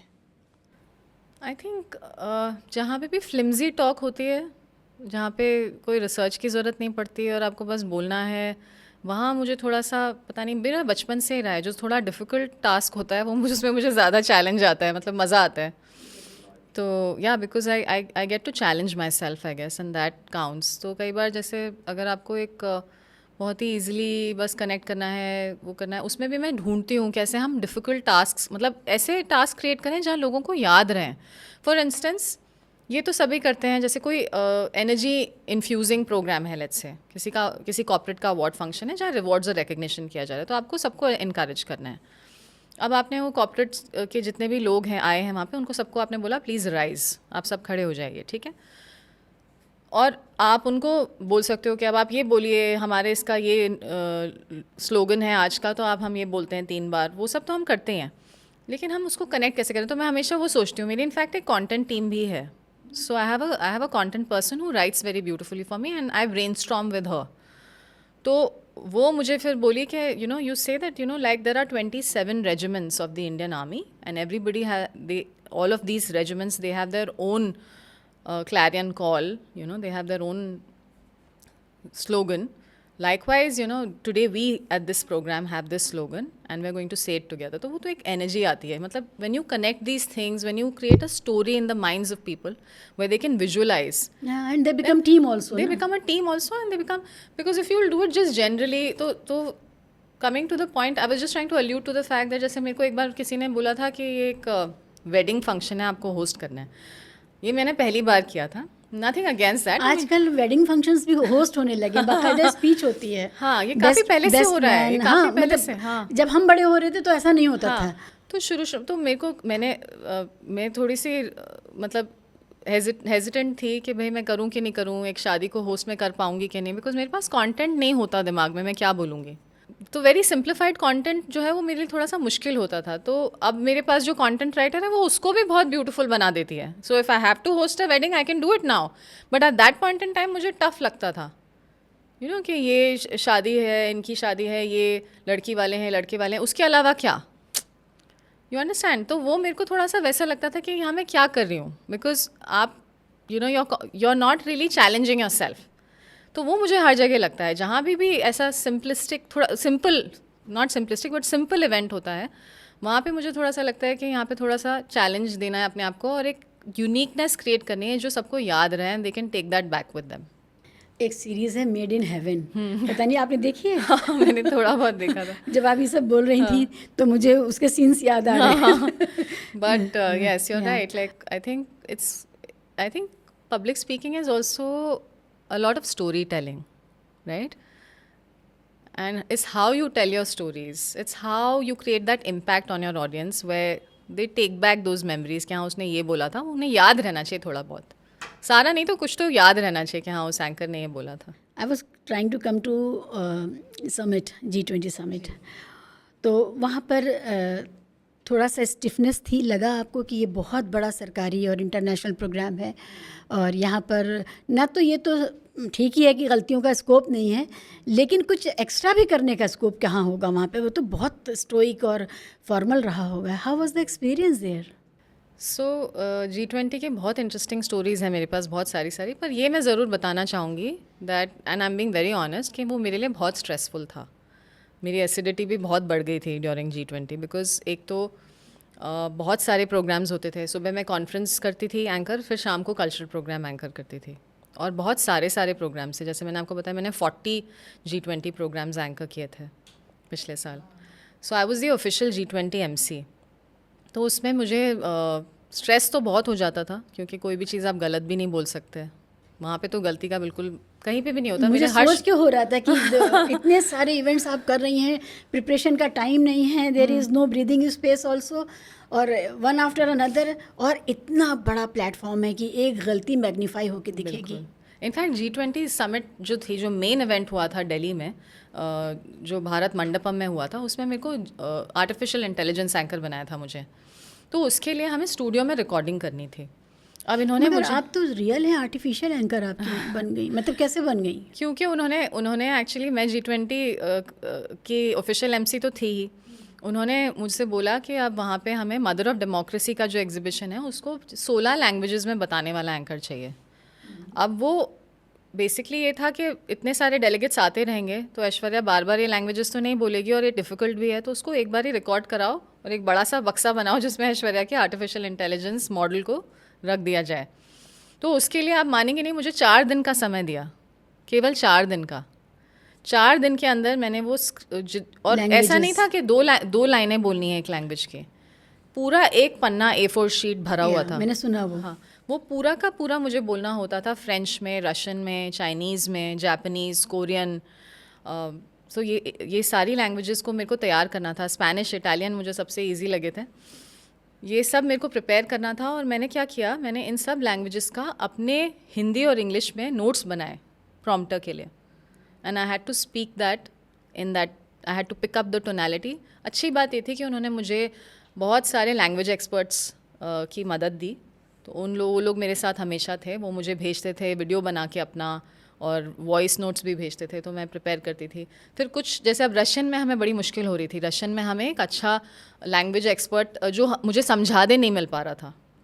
स्क्रिप्ट तो उन्होंने रिकॉर्ड करके भेज दी मुझे, लेकिन समझाने वाला नहीं मिल पा रहा था। फिर फाइनली मैंने अपने फ्रेंड्स के थ्रू एक रशिया में बैठी हुई एक फ्रेंड करीना को कांटेक्ट किया। करीना ने फिर मुझे फ़ोन पे हर एक एक लाइन वापस मंगवाती थी व्हाट्सएप पे, फिर भेजती थी कि इसमें ये वर्ड आपने थोड़ा सा गलत बोला है, इसको ऐसे बोलो। So I work very hard for the G20 summit, the artificial intelligence anchor I was, पर वो सराहा भी बहुत गया था जी। तो I think it was worth it. पर मैं मेहनत बहुत करती हूँ, and I think I enjoy working hard. और सबसे इम्पॉर्टेंट ये था कि ऐसा नहीं है कि G20 में वो मोमेंट्स नहीं थे या ऐसा समय नहीं मिला मुझे जहाँ पे मैं अपनी क्रिएटिविटी दिखा पाऊँ। ऐसे बहुत सारे मोमेंट्स आए थे, स्पेशली कर्टन रेजर में। कर्टन रेजर में मुझे ये कहा गया था कि हम सुबह सुबह डेलीगेट्स को बुलाएंगे, उन्हें हम योगा इंस्ट्रक्टर देंगे और उन्हें योगा करवाएंगे, और योगा के बाद हमें बीच क्लीनिंग करानी है उनसे एज एन एक्टिविटी। तो वो बोल रहे थे योगा तो इतनी क्लेंजिंग एक्टिविटी है, beach cleaning is a little not so cleansing or whatever you are going and cleaning, तो हम इसको कनेक्ट कैसे करें। तो वहाँ पे I gave the example of, again from my spirituality, I said Maya Angelou once said, that your cup runneth over. And only when your cup is overflowing is when you can look after other people or you can give back. And now, when your cup is overflowing, with all this yoga that you just did and you reinvigorated yourself, it's now your turn to give back to nature in the form of a beach cleaning activity. Wow. And they really loved that so much. In fact, the UN delegate quoted it to the press saying that we've just been asked to do this by the lady and we are going ahead for beach cleaning now. So it was, when my ideas were quoted, it was very, very delightful for me. Behind the curtain थी या सामने से आप कर रही थी? नहीं, बिल्कुल सामने से। तो कुछ लोग आते थे वहाँ पर, आपसे बात करते थे आके, डेलीगेट्स में से कोई? एक्चुअली लास्ट में जब मैंने कल्चर वर्किंग ग्रुप का बहुत सारे ट्रैक्स थे, जैसे development working group, health working group, culture working group भी एक ग्रुप था। तो कल्चर वर्किंग ग्रुप में जो ब्राज़ील के, क्योंकि G20 इंडिया से ब्राज़ील में जाना था, तो जो ब्राज़ील के जो culture joint secretary equivalent he came to me and he actually asked me कि आप कैसे कर रहे हो, क्या कर रहे हो, and he took a few pictures and in fact he was, after he saw the summit के बारे में भी उनको पता लगा, बिकॉज वो मदर ऑफ डेमोक्रेसी एग्जीबिशन का पूरा एक वीडियो बना था जो सबके पास गया भी था व्हाट्सएप पे, आई थिंक। मुझे भी किसी फ्रेंड ने भेजा कि वीडियो बना है तुम आर्टिफिशियल इंटेलिजेंस, हमने तुम्हें टीवी पे भी देखा या जो भी। So that's when he got in touch with me also and he said that would you like to come to Brazil and also, and I was like, yes, man. Yes, for the G20 summit. Of course, it was a little difficult, but yes, they were exploring the idea. Yeah. So that in itself was a big compliment, क्योंकि कोई भी nation अपने ही लोगों को project करना चाहेगा, क्योंकि identity, national identity का सवाल होता है। They actually not to anchor, but to maybe train them or to help them. But it is a big compliment. Yes, yeah, very nice. मुझे बहुत अच्छा लग रहा है ये सुन करके। और ऐसे आई थिंक एक दो और कंट्रीज थे, तो they also came to me and they said that you speak very well madam, and I think international events में आप बहुत how you got involve with G20? What was the process through which did you, was there any screening going on or what was it? I actually hosted the International Solar Alliance which happened just before the G20. तो वो हुआ था 2022 में, I think अक्टूबर में, और ये होना था नवंबर में कर्टन रेजर G20 का। उस प्रोग्राम में जो इंटरनेशनल सोलर अलायंस है, उसमें 117 कंट्रीज़ के डेलीगेट्स, एनर्जी मिनिस्टर्स गैदर हुए थे। तो वो सारे वहाँ एकत्र थे, 117 big congregation. That was a very very big event for me. तो वो करते मुझे किसी ने देखा था और फिर उन्होंने मेरा नाम रेकमेंड किया था G20 में। और जब ऐसे हुआ था कि G20 का जो पूरा काम था, जो कोऑर्डिनेशन था, वो मिनिस्ट्री ऑफ एक्सटर्नल अफेयर्स को दिया था। तो ये वाला करने के बाद मैं वहाँ पे गई थी हिंदी दिवस का लोकार्पण का अनाउंसमेंट करने। हिंदी दिवस के जो सब कुछ वेबसाइट का लॉन्च और ये सब होना था, तो वहाँ पे हमारे मिनिस्टर ऑफ एक्सटर्नल अफेयर्स भी थे, तो यूनियन मिनिस्टर भी थे वहाँ पे और मिनिस्टर ऑफ स्टेट भी थे, उन्होंने भी मुझे देखा। तो एक तरीके से वो रिकमेंडेशन वहाँ से हुआ था। बहुत सारे एंकर्स ने बहुत ट्राई किया G20 में जगह बनाने के लिए, but I was very lucky that I landed the opportunity of the curtain raiser. पर कर्टन रेजर में एक हुआ था कि अमिताभ कांत सर जो कि शेरपा हैं G20 थे, शेरपा G20 के इंडियन शेरपा, उन्होंने कर्टन रेजर के डिनर वाले शाम को उन्होंने मेरा नाम लिया था स्टेज पे, और वो वीडियो बना था। तो उन्होंने बोला था कि let's put our hands together for Aishwarya who is been a wonderful MC. तो वो उन्होंने बोला, और वो वीडियो भी सारे मिनिस्ट्रीज़ को भेजा गया। तो उनका डिसीजन मेकिंग आसान हो गया था इन a way that Amitabh sir ने बोला है, अमिताभ कांत सर ने, तो इट्स अ बिग डील कि ऐश्वर्या एक अच्छी एंकर है और इन्हें लिया जा सकता है। क्योंकि मैं, आप तो जानते हो मैं कितनी लेज़ी हूँ, मैं मार्केटिंग नहीं करती, जो कि मेरे सारे फ्रेंड्स मुझे बोलते हैं आपको करनी चाहिए। यही कहने चाह रही थी कि बिना किसी गॉडफादर के, बिना किसी कनेक्शन के, बिना हाथ पैर ज़्यादा चलाए हुए things are, I mean big events are landing up at your end. तो ये बहुत बड़ी बात है और बहुत ऑर्गेनिक ग्रोथ है। हाँ, लेकिन इसमें लेसन भी है, इवॉल्व हुई हैं आप। I know, thank you so much for that, but I think एक लेसन भी है कि मुझे थोड़े और हाथ पैर मारने भी चाहिए। मतलब ये सब तो ठीक है कि जब शो आ गया तब तो मैं बहुत हाथ पैर मारती हूँ, लेकिन अपने पीआर के लिए, अपने थोड़ा अपने आप को, ये बाकी एंकर्स को जो बडिंग एंकर्स या एमसीज हैं उनको मैं बोलना चाहूँगी कि करना चाहिए आपको, अपनी मार्केटिंग करना चाहिए, जो कि मैंने नहीं किया। That is my biggest regret. वो मैं अब कर सकती हूँ, which I will try and strive, but that is one thing that also should be a part of your portfolio. ज़्यादा करेंगी तो आपको बहुत घूमना पड़ेगा, शायद शहर छोड़ना पड़ेगा, शायद कहीं और बसना पड़ेगा। तो आप जैसे लोग रिक्लूज भी तो होते हैं ना एक एंड पर, तो वो भी एक बात है कि कितना ज़्यादा आप एक्सट्रोवर्ट हो सकते हैं, उसकी भी एक लिमिटेशन है ना। Is it a good well paying job? It is a very well paying job. It is a very, very well paying job. And in very little time, it pays you very, very well. So it gives you a lot of time, freedom to do your own thing, to do other things, to enjoy your spirituality, to enjoy who you are, enjoy time with your dogs. I have 4 dogs. So it is a very well paying profession, yes. Which is very important, क्योंकि बहुत सारी चीज़ें, mental peace भी आपको चाहिए, तो आपको assistance चाहिए होता है। पर वेल पेइंग वो तभी बनता है जब आप मेहनत बहुत करते हो। अगर आप सोचते हो कि आई जस्ट स्विंग इट और मैं थोड़ा बहुत कर लूँगी एंड ये सब से हो जाएगा, तो ऐसे नहीं होता। आप जब शो में अपना मेटल दिखाते हो और अपने प्रोग्राम को बहुत अच्छे से करते हो कि लोग आपको याद रखते हैं और वापस बुलाते हैं, तब आप उस वेल पेइंग पोजीशन पे पहुँचते हो। अदरवाइज़ फिर कई बार नहीं पहुँच पाते। So I just want to be very honest about that. या आप ये बनने तो नहीं निकली थी, लेकिन आप बन गई, ऐसा लग रहा है। हाँ, नहीं, हाँ, ये मैं बनने तो नहीं निकली थी। मैं एक्चुअली अपने पापा का सपना आईएएस बनना कायम करना चाहती थी। I wanted to actually make his dream come true, but when it couldn't happen I said okay sorry dad, can't happen. But ये हो गया, बस किसी ने मुझे देखा, लेडी श्री राम कॉलेज में मुझे किसी ने देखा था अपना कोई एलुमनाई प्रोग्राम होस्ट करते। फिर वो बाद में जब जेएनयू में कर रही थी, वो पहले भी मुझे कांटेक्ट कर रही थी, पर तब मैंने इतना ध्यान नहीं दिया। आफ्टर जेएनयू मैंने थोड़ा ध्यान दिया कि हाँ, मैं ये वापस जाके कर सकती हूँ।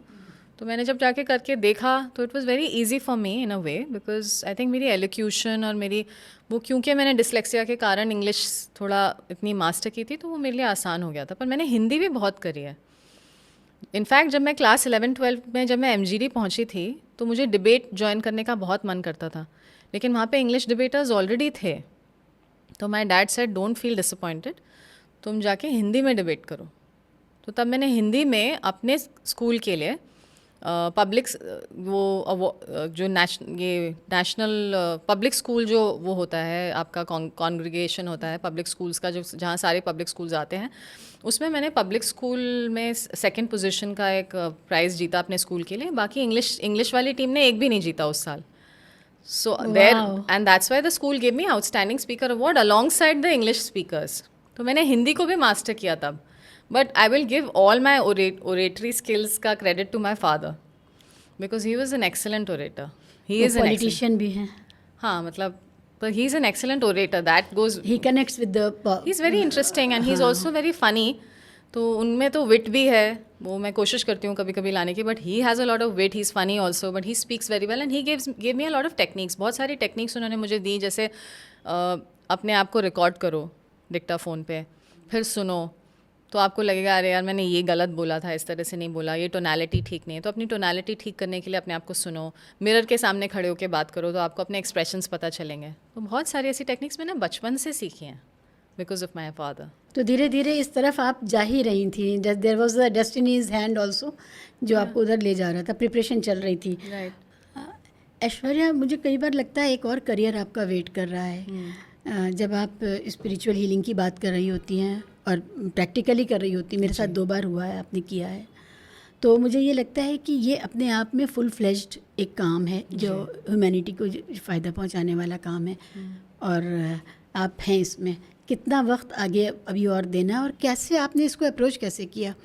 क्योंकि ठीक है, मेडिटेशन अच्छी चीज़ है, लेकिन टेक्निक तो कहीं से सीखता है ना. जी इंसान. जी जी. वो क्या है? So I think, like I said earlier, spirituality is like a quest. It's an ongoing quest. आप सीख करते रहते हो, आप कॉन्स्टेंटली और ज़्यादा अपने क्वेश्चंस को शार्पन करते रहते हो कि आप क्या जानना चाहते हो. और उसके लिए मैं बहुत सारे मेडिटेशन कोर्सेज करती रहती हूँ. ऑनलाइन कोर्सेज होते हैं.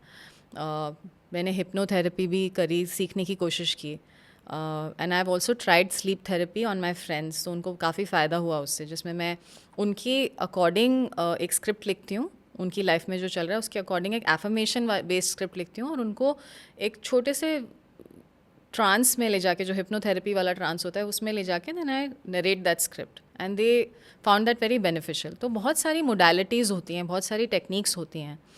एंड सब एक बहुत ही ब्यूटीफुल चीज़ मैंने पढ़ी थी ओशो की एक बुक में, जिनमें उन्होंने 112 टेक्निक्स ऑफ मेडिटेशन बताई हैं. तो उसमें उन्होंने पहली जो टेक्निक है उन्होंने उसको बोला है हु एम आई, मैं कौन हूँ. तो उस मैं कौन हूँ टेक्निक में उन्होंने बताया है कि जब पार्वती ने लॉर्ड शिवा से पूछा कि I am a human being and you are God, तो आपने मुझसे, why did you marry me, आपने मुझसे क्यों शादी की. तो तब लॉर्ड शिवा जो थे वो विदाउट डायरेक्टली गिविंग आंसर्स वो आपको एक टेक्निक देते थे. He was a lot in to techniques, right. So he told her this technique जो कि ओशो ने बताई है उसमें कैसे करनी है. वो टेक्निक मैंने भी करी मेडिटेशन की, जब मैं मेडिटेशन करने लगी थी. और उसमें मुझे I literally had a very very special experience जिसमें I could not actually feel my body. I couldn't feel my body, and it was almost like I saw rivers, oceans, or whatever, nature, mountains, but I couldn't feel my body. It was almost like I was flying through all of it. और मुझे बहुत ही डर भी लगने लगा कि will I come back to my body or not. You know, that was my first experience like that. जब मैं वापस अपनी बॉडी में आई तब मुझे वो You had this experience? I literally had that experience. And you vividly remember, आपको अच्छे से याद है? I vividly remember it because it's very strange कि मेरी जो होम्योपैथ हैं वो मुझे ले गई थी मेडिटेशन क्लास के लिए. देखिए, हीलिंग तो मेरे अंदर पहले से थी. तो जैसे मैंने बताया 13 साल की उम्र में कहीं ना कहीं जब मैं उठी और मैं फीवर चला गया था तो मुझे पता था कि कुछ माइंड स्टार्टेड टैपिंग इट. या I started tapping into it. But ये मुझे नहीं पता था कि मेडिटेशन करने से वो इतना प्रोफाउंड हो जाएगा जो आपकी हीलिंग एबिलिटी है. वो मेडिटेशन मैं कर भी नहीं पाती थी पहले, बिकॉज मुझे तरीका ही नहीं पता था. कई लोगों को तरीका ही नहीं पता होता. कई लोग सोचते हैं कि एक ओम बनाते हैं वॉल पे, जैसा मैंने अपने सीनियर्स को भी देखा था LSR के हॉस्टल में. वो एक ओम बनाते थे और फिर उसको देखते रहते थे एंड थॉट्स आने दो. बहुत अलग अलग सबके टेक्निक्स होते थे. बट जब मुझे सही टेक्निक मिली कि ब्रेथ के थ्रू आपको मेडिटेट करना है, that is when these experiences started to happen. तो ये वाली जो टेक्निक ओशो ने बताई, तो यही चीज़ जब पार्वती जी ने की, apparently according to him, she saw the universe, she started to feel like God. And that is when what Osho was trying to say is that I am God also. Who am I? So God, he has made us in his image.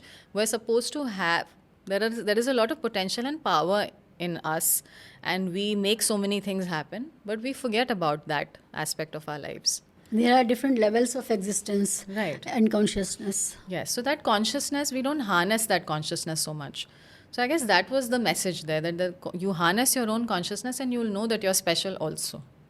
तो आपको अपने अंदर की जो शक्तियाँ हैं, जी. जिनके बारे में कहीं आपको क्लासरूम में नहीं पता चलता, लेकिन आप महसूस करते हैं, और जितना महसूस करने लगते हैं उतना ज़्यादा एक्सप्लोर करते हैं, वो आपके सामने आने लगती है. जी, बिल्कुल. तो ये सारी बात है अपने अंदर उतरने की, अपने से बात करने की. That's absolutely true. So कोई पर्टिकुलर फॉर्म है जो हीलिंग का जिसको आप अप्रोच करती हैं? आजकल बहुत, जैसे रेकी है आज, और भी डिफरेंट फॉर्म्स हैं. आपका कोई फॉर्म है? तो जैसे वैसे तो मैं I am an energy healer. तो मैं इमेजिन करती हूँ and I believe that there is a source out there, and from that source first I meditate and I meditate and try to channel that energy from the source, and then I will pass it on to you. So that is one way of doing it. But जैसे मैंने आपको उस दिन एक number बताया था, तो numbers की बड़ी सिग्निफिकेंस है इस वर्ल्ड में. यू नो, नंबर्स, मैथमेटिक्स के क्या यूजेस होते हैं? एक तो होता है कैलकुलेशन, एक होता है एप्लीकेशन, और एक और है मैथमेटिक्स का यूज़ जो हम काफ़ी लोग उसमें वेंचर नहीं करते, विच इज़ इंस्पिरेशन. अच्छा. There is a lot of inspiration in numbers. So एक मेरी बहुत ही फेवरेट सीक्वेंस ऑफ नंबर्स है जिसका नाम है Fibonacci series of numbers, Fibonacci numbers. और ये इजाद किया था, सुना है मैंने ये नाम. हाँ, ये फिबोनाची नंबर्स लियोनार्डो फिबोनाची ने बताए थे. ये नंबर्स, ये सीक्वेंस बताया था. और ये सीक्वेंस ऐसे होता है कि when you start writing let's say 0 1, तो ये दो नंबर्स को ऐड करके तीसरा नंबर आता है. जैसे 0 + 1 is 1, then 1 + 1 is 2, right? Then 1 + 2 is 3. 2 and 3 के बाद 5 आता है, 4 नहीं आता. और 3 + 5 is 8, right? 8 5 13. इस तरीके से ये जाता है, सक्सेशन होता है. 8 and 13 is 21 and so on. अब इसमें बड़ी इंटरेस्टिंग बात है शिवा कि लाइफ का ना और इस एग्जिस्टेंस का एक ऑर्डर है, एक मैथमेटिकल ऑर्डर चल रहा है. And it's very very fascinating कि आप अगर एक कोई भी फ्लावर लोगे तो उसके पेटल्स गिनोगे ना, तो वो फिबोनाची नंबर होगा कोई ना कोई. आप सनफ्लावर के वो लोगे, सनफ्लावर के जो अंदर का जो बीच का जो ऐसा राउंड होता है उसमें आप स्पाइरल्स को काउंट करोगे तो वो भी फिबोनाची नंबर निकलेगा. अच्छा. आप पाइनएप्पल के स्पाइरल्स को काउंट करोगे, वो फिबोनाची निकलेगा. इनफैक्ट अगर लोग जाके यूट्यूब पे देखेंगे कि फिबोनाची नंबर का जो स्पाइरल है वो कैसे ड्रॉ करते हैं, एक ऐसा निशान होता है, तो वो कैसे ड्रॉ करते हैं, तो उसके लिए बहुत सिंपल है. आप वही 1 + 1 के लिए तो आप एक 1 सेंटीमीटर का 2 बॉक्स बनाते हो, फिर उसके बाद आप 2 सेंटीमीटर का एक बॉक्स बनाते हो, फिर 1 + 2 3 का बॉक्स बनाते हो, और ऐसे करके आप करते हो. और फिर उसमें वो आप आर्च, पूरा यूट्यूब में एक तरीका है, you can even find it on Google. I will do that. हाँ, सो वो एक स्पाइरल होता है. वो स्पाइरल आपको गैलेक्सीज में भी मिलेगा, वो स्पाइरल आपको क्रीचर्स में भी मिलता है, लाइक सी हॉर्सेस. मतलब that spiral is actually underlying all the existence and life forms, etc. So that spiral has a lot of So importance. numerically everything is in order. fixed. It's in order. In an order. Yeah, patterns. तो इससे जुड़ी हुई एक और बात है, जैसे अब मैंने अभी रिसेंटली मैंने एक न्यूमरोलॉजिस्ट को भी कंसल्ट किया था, because I am very fascinated about these things.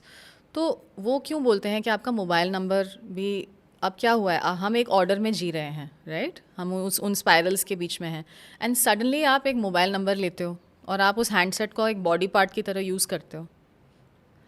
All the time you are glued to that phone or your device which has a number. That number is playing a part in your life. अब वो number Fibonacci है कि नहीं, या वो spiral create कर रहा है कि नहीं, वो एक अच्छा न्यूमरोलॉजिस्ट आपके लिए वो ठीक कर देगा. वो आपको बताएगा कि ये नंबर मत लीजिए, ये नंबर लीजिए. आजकल ये भी हो रहा है, you know, lot of people are changing the numbers for the sake of numerology. Why? Because that pattern somewhere we have disturb ना.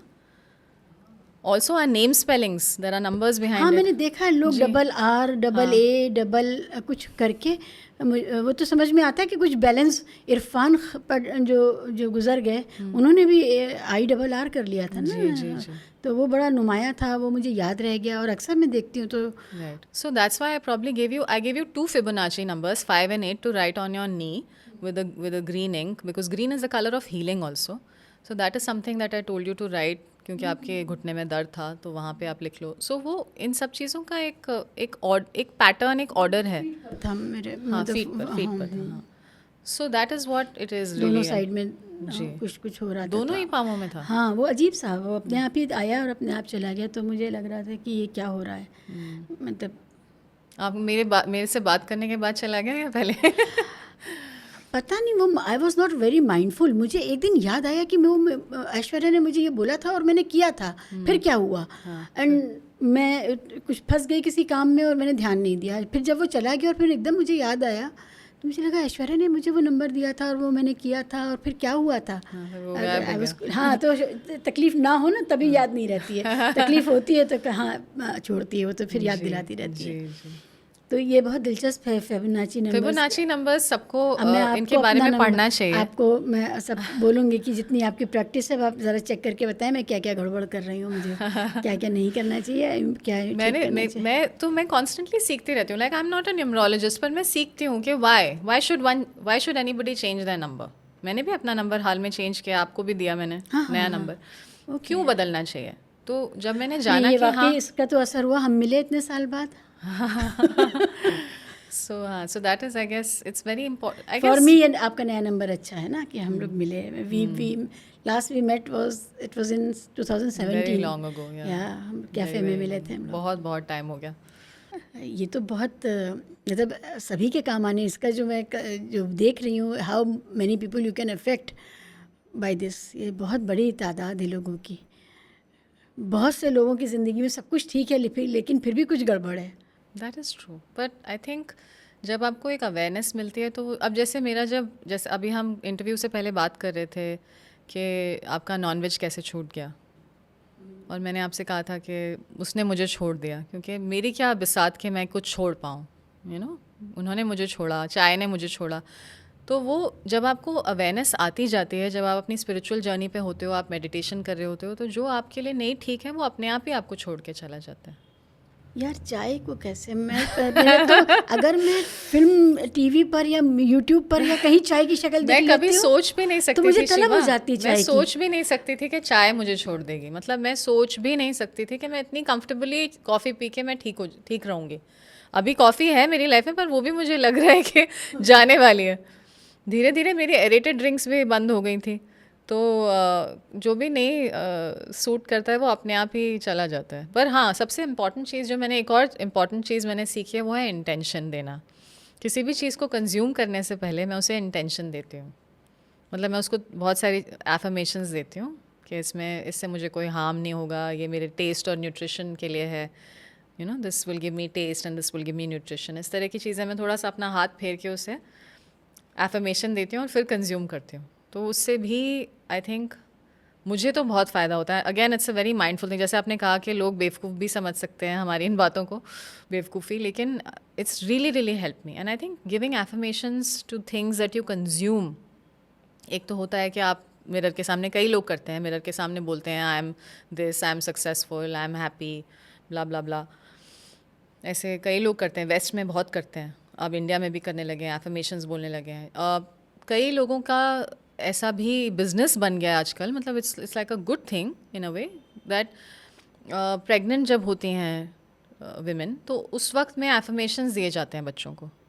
तो बाकायदा एक ट्रेनिंग स्केड्यूल होता है कि आप जब प्रेग्नेंट हो जाएं तो आप आएंगी, पहले दिनों में, कुछ दिनों में आप ये बोलेंगी अपने बच्चे को, रोज़ शाम को, रात को ये बोल के सोएंगी, सुबह बोलेंगी। तो एफर्मेशंस वहाँ से शुरू हो रहे हैं, बिकॉज ऐसा कहा जाता है कि 0 से 7 ईयर्स की एज के बीच में जो भी आप एक बच्चा सुनता है, जो उससे बोला जाता है, वो उसकी रियलिटी बन जाता है।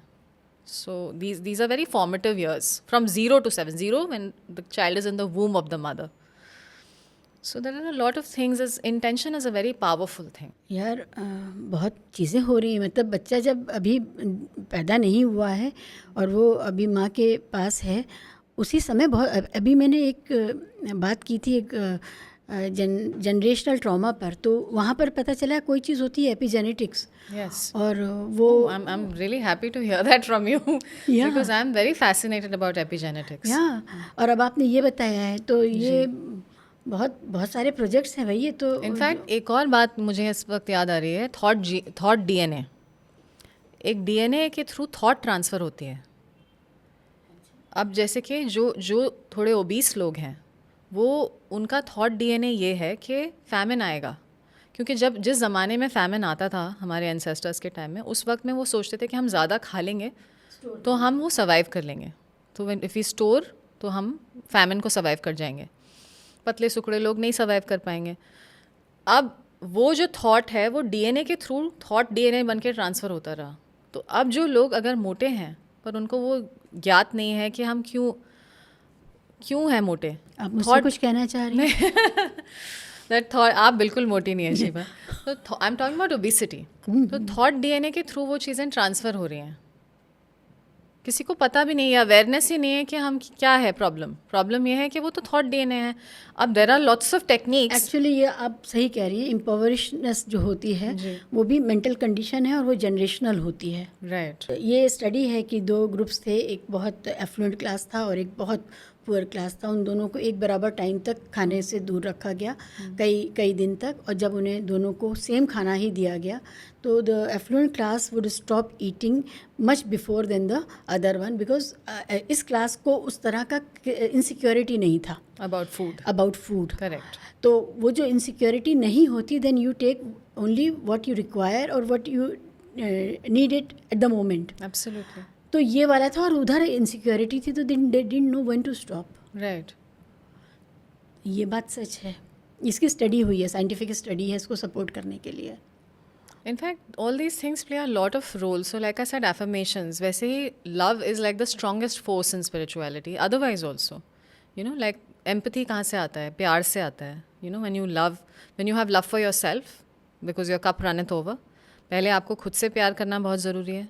Then your cup will run over to the other person, but that has to come from a place of a lot of love. Empathy will also come from there. तो वही जो आपने स्टोरी बताई थी, उसी की तरह से दीपक चोपड़ा ने भी एक बार ओपरा विनफ्री के एक शो पे ये स्टोरी बताई थी, जहाँ पे 2 सेट्स, ओहायो यूनिवर्सिटी में 2 सेट ऑफ रैबिट्स थे, और उनको एक एक्सपेरिमेंटर उनको एक हाई कोलेस्ट्रॉल डाइट देनी थी, जिससे जाहिर है कि वो हार्ट अटैक से मर जाएंगे। तो एक एक्सपेरिमेंटर उन्हें बड़े प्यार करके, कडल करके, किस करके, क्योंकि उसको बहुत एम्पथी और बहुत प्यार आ रहा था उन पे और गिल्ट भी हो रहा था, तो he was loving them, giving them all that love and then feeding. और जो दूसरा एक्सपेरिमेंटर था वो बस ऐसे फेंक रहा था। एंड ये जो जिन्हें प्यार मिला, जिन्हें कडल्स मिले, वो रैबिट्स एज इट इज़ रहे, इनफैक्ट और हेल्थी हो गए, और ये वाले बेचारे मर गए। So this is actually happening and all of these things are being researched now. तो जो खाना मिल रहा है वो काफ़ी नहीं, उसका भाव क्या है, किस भाव से मिल रहा है, क्या फीलिंग के साथ आपको दिया जा रहा है, that makes all the. That's why I am trying to say on this show that अगर आप जो भी खाते हैं उसको आप पहले एक इंटेंशन दीजिए, वो भाव पहले दीजिए कि this food has this will give me power, this will give me health, this will give मी, जो भी आपको एफर्मेशन देना है वो कह के आप शायद माँ के हाथ का खाना इसीलिए इतना ज़्यादा वो लगातार जनरेशनली वो एक ब्लिस है सबके लिए, क्योंकि वो उसमें मोहब्बत और उसमें केयर शामिल होती है हमेशा, है ना? How beautifully put, yes. ये बहुत अहम बात है, क्योंकि हम सब के लिए माँ के खाने का एक कुछ है कि भाई माँ के हाथ, उसका कोई कंपैरिजन ही नहीं है कहीं पे भी। You're right. और माँ जो है वो बाकी समाज के लिए एक ह्यूमन बीइंग, एक फेलो ह्यूमन बीइंग है, लेकिन जो अपनी औलाद के लिए वो है, वो वहीं पर असर भी करता है फिर। ठीक है, दुनिया में बहुत परेशानियाँ हैं, बहुत कुछ है जो हमारे हाथ में नहीं है जी, लेकिन जो हमारे हाथ में है वो ये है कि एक ह्यूमन बीइंग के तौर पे हम कितना एक्सप्लोर कर सकते हैं और फेलो ह्यूमन बीइंग्स के काम आ सकते हैं इसके साथ में। तो ये जो पावरलेसनेस का एहसास है, उससे निकल करके पावर चैनलाइज करने में हम जा सकते हैं। And I think the pandemic sort of made us explore all of this a little more. मतलब कोविड के बाद हम और ज़्यादा इन चीज़ों को जानने लगे हैं, अपनाने लगे हैं। लोगों ने बताया कि जो लोग घरों में रहे और घरों में ठीक होने की कोशिश किए, वो सक्सेस रेट ज़्यादा है। जिन्हें हॉस्पिटल भेजा गया वहाँ पर सक्सेस रेट कम है सर्वाइव करने का। आई थिंक हम नेचर के बहुत पास आए हैं ना इसमें, इन द पैंडेमिक। एक तरीके से हमने नेचर को बहुत ज़्यादा एम्ब्रेस किया उस टाइम में, और नेचर का, यूनिवर्स का एक रिदम होता है, it has a very natural rhythm to it. और वो रिदम के अगेंस्ट अगर हम जाएंगे, जैसे आपने कहा कोई भी चीज़ वेस्ट करना, एक्सप्लॉइट करना, ओवर यूज़ करना, ये सब उस रिदम को डिस्टर्ब करने जैसा है। So I guess it's very important to stick with that rhythm. Aishwarya, spirituality के मामले में 2 सवाल हैं।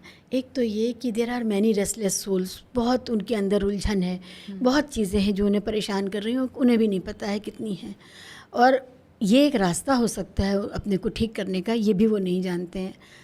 वो शुरुआत कैसे करें, वो कैसे अपने आप के अंदर उतरने की कोशिश करें, एक तो ये सवाल है। दूसरा सवाल ये है कि ये जो पूरा डिस्कोर्स है कि आप स्पिरिचुअल बीइंग में तब्दील हो जाए मटेरियल बीइंग की जगह, क्या ये क्लास कॉन्शियसनेस की भी बात है? क्या इसमें क्लास कैरेक्टरिस्टिक भी है? You have to be from a certain class कि जब आप एक ख़ास वर्ग से आते हैं तभी आप you have the luxury of doing it. अगर आप ऐसे समाज से आते हैं, ऐसे परिवार से आते हैं कि रोज़ आटा दाल चावल की फ़िक्र करनी है, रोज़ मेहनत करके ही खाना है, तो उन वो क्या स्पिरिचुअलिटी को अचीव कर सकते हैं, अपनी अटेंड कर सकते हैं? ये दो चीज़ें मैं जानना चाहती हूँ आपसे। How do you look at it? तो I look at your second question first, जो आपका दूसरा सवाल है, क्योंकि कई बार मैं बहुत कैब लेती हूँ दिल्ली में। मैं जब भी अपने शोज़ में जाती हूँ तो या तो ऑर्गेनाइजर्स मुझे गाड़ी भेजते हैं, तो आई एम ऑलवेज़ ड्रिवन, मतलब कोई किसी को मैं गाड़ी चला के नहीं जाती, बिकॉज शो में मैं परेशान भी नहीं होना चाहती, अपना तैयार होके बस बैठ जाती हूँ पीछे और मैं जाती हूँ। तो मैं कई लोगों से बात करती हूँ, मैं ड्राइवर्स से भी बात करती हूँ, और काफ़ी लोग ऐसे होते हैं जो ये सुनते हैं मेरी बातें। कई बार जैसे मैं उनको कहती हूँ थोड़ा, कई तो बिल्कुल शन कर देते हैं, मैम ऐसा कहाँ होता है, हमारे पास कहाँ इतना टाइम है कि हम ये सोचेंगे या ब्रेथ पे ध्यान देंगे या क्या, जो भी मैं उन्हें सोल्यूशन बताती हूँ किसी चीज़ का। पर कई लोग बड़े ओपन होते हैं, हाँ ma'am, they get very excited, you know. तो एक तो जो लोग स्पिरिचुअल हैं या जो अपने स्पिरिचुअल जर्नी पे चल रहे हैं, मुझे लगता है उनका कर्तव्य है कि वो कॉन्शियसनेस को एक्सपैंड करें। You know, my role on this planet, first of all, it's very important to realize why are we here, what is our purpose. जैसे मैंने कहा who am I, तो who am I के साथ साथ ये भी ज़रूरी है जानना कि हम क्या कर रहे हैं और क्या करने से लोगों की मदद हो पाएगी. So my role as an earth citizen here is to expand consciousness. तो मैं चाहूँगी कि मैं थोड़े थोड़े सटली, थोड़े थोड़े तरीक़ों से एक कोई इन्फॉर्मेशन दे दूँ, एक कोई अवेयरनेस का बिंदु छोड़ दूँ किसी के पास, ताकि वो उसके बारे में सोचे और वो उसको अमल में लाने की कोशिश करे. So that is very important. So I guess all everybody who is on this path has a responsibility towards others. जो बिल्कुल कॉन्शियस नहीं है उसको कैसे जगाया जाए दैट ही और she is a spiritual being also. जैसे आप नॉर्मल बातचीत करना शुरू करते हैं ना कोई ऐसा बिंदु ज़रूर निकल के आता है उस बातचीत में जहाँ पे आप वो छेड़ सकते हो कोई ऐसी चीज़ कि पता है भैया आजकल ऐसे हो रहा है, आजकल लोग अपने सपने ऐसे साकार कर लेते हैं. मैनिफेस्टेशन की बातें, विजुअलाइजेशन, अगर आप अच्छा सोचोगे तो अच्छा होगा, ऐसे कहा जा रहा है. आप जानते हैं ऐसे कहा जा रहा है आजकल कि अगर आप अच्छा सोचोगे तो अच्छा होगा, अगर आप ज़्यादा बुरे पे फोकस करोगे तो बुरा मिलता चला जाएगा. तो आपको उसको तोड़ना है, उस पैटर्न को ब्रेक करना है. तो थॉट पैटर्न्स के बारे में आप थोड़े थोड़े बिंदु आप जो वो समझ पाएँ, ऑब्वियसली जिस लेवल पे आप बात करने की कोशिश कर रहे हैं उस लेवल पे उन्हें समझना भी ज़रूरी है. कैसे आप किसी को इनकरेज कर सकते हो, you know, as an MC, as an anchor भी आप स्टेज पे एक मोटिवेशनल कोच की तरह भी होते हो. तो आप वही चीज़ें, it's very beautiful what I do. I anchor on stage, I engage with my audience, I motivate my audience, but at the same time I also add my spirituality in there. वहीं जो मेरी anchoring है वो मेरी spirituality में भी काम आती है, क्योंकि एक वो वाक या कम्युनिकेशन की जो एबिलिटी है मेरे अंदर वो यहाँ काम आती है.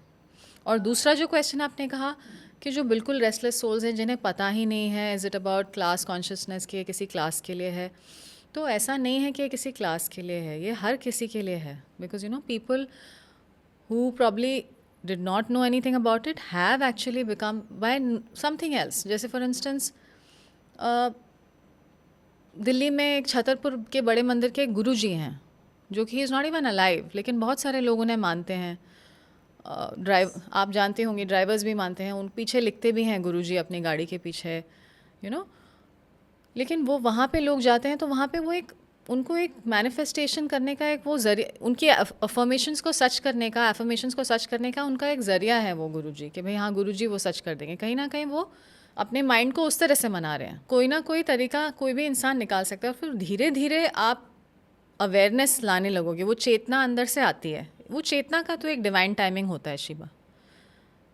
हर इंसान की सोल जर्नी में एक ऐसा टाइम आता है जब आप चेतना के लिए तैयार होते हो, उस अवेयरनेस के लिए तैयार होते हो. वो अवेयरनेस आपको मिलेगी कहीं ना कहीं से.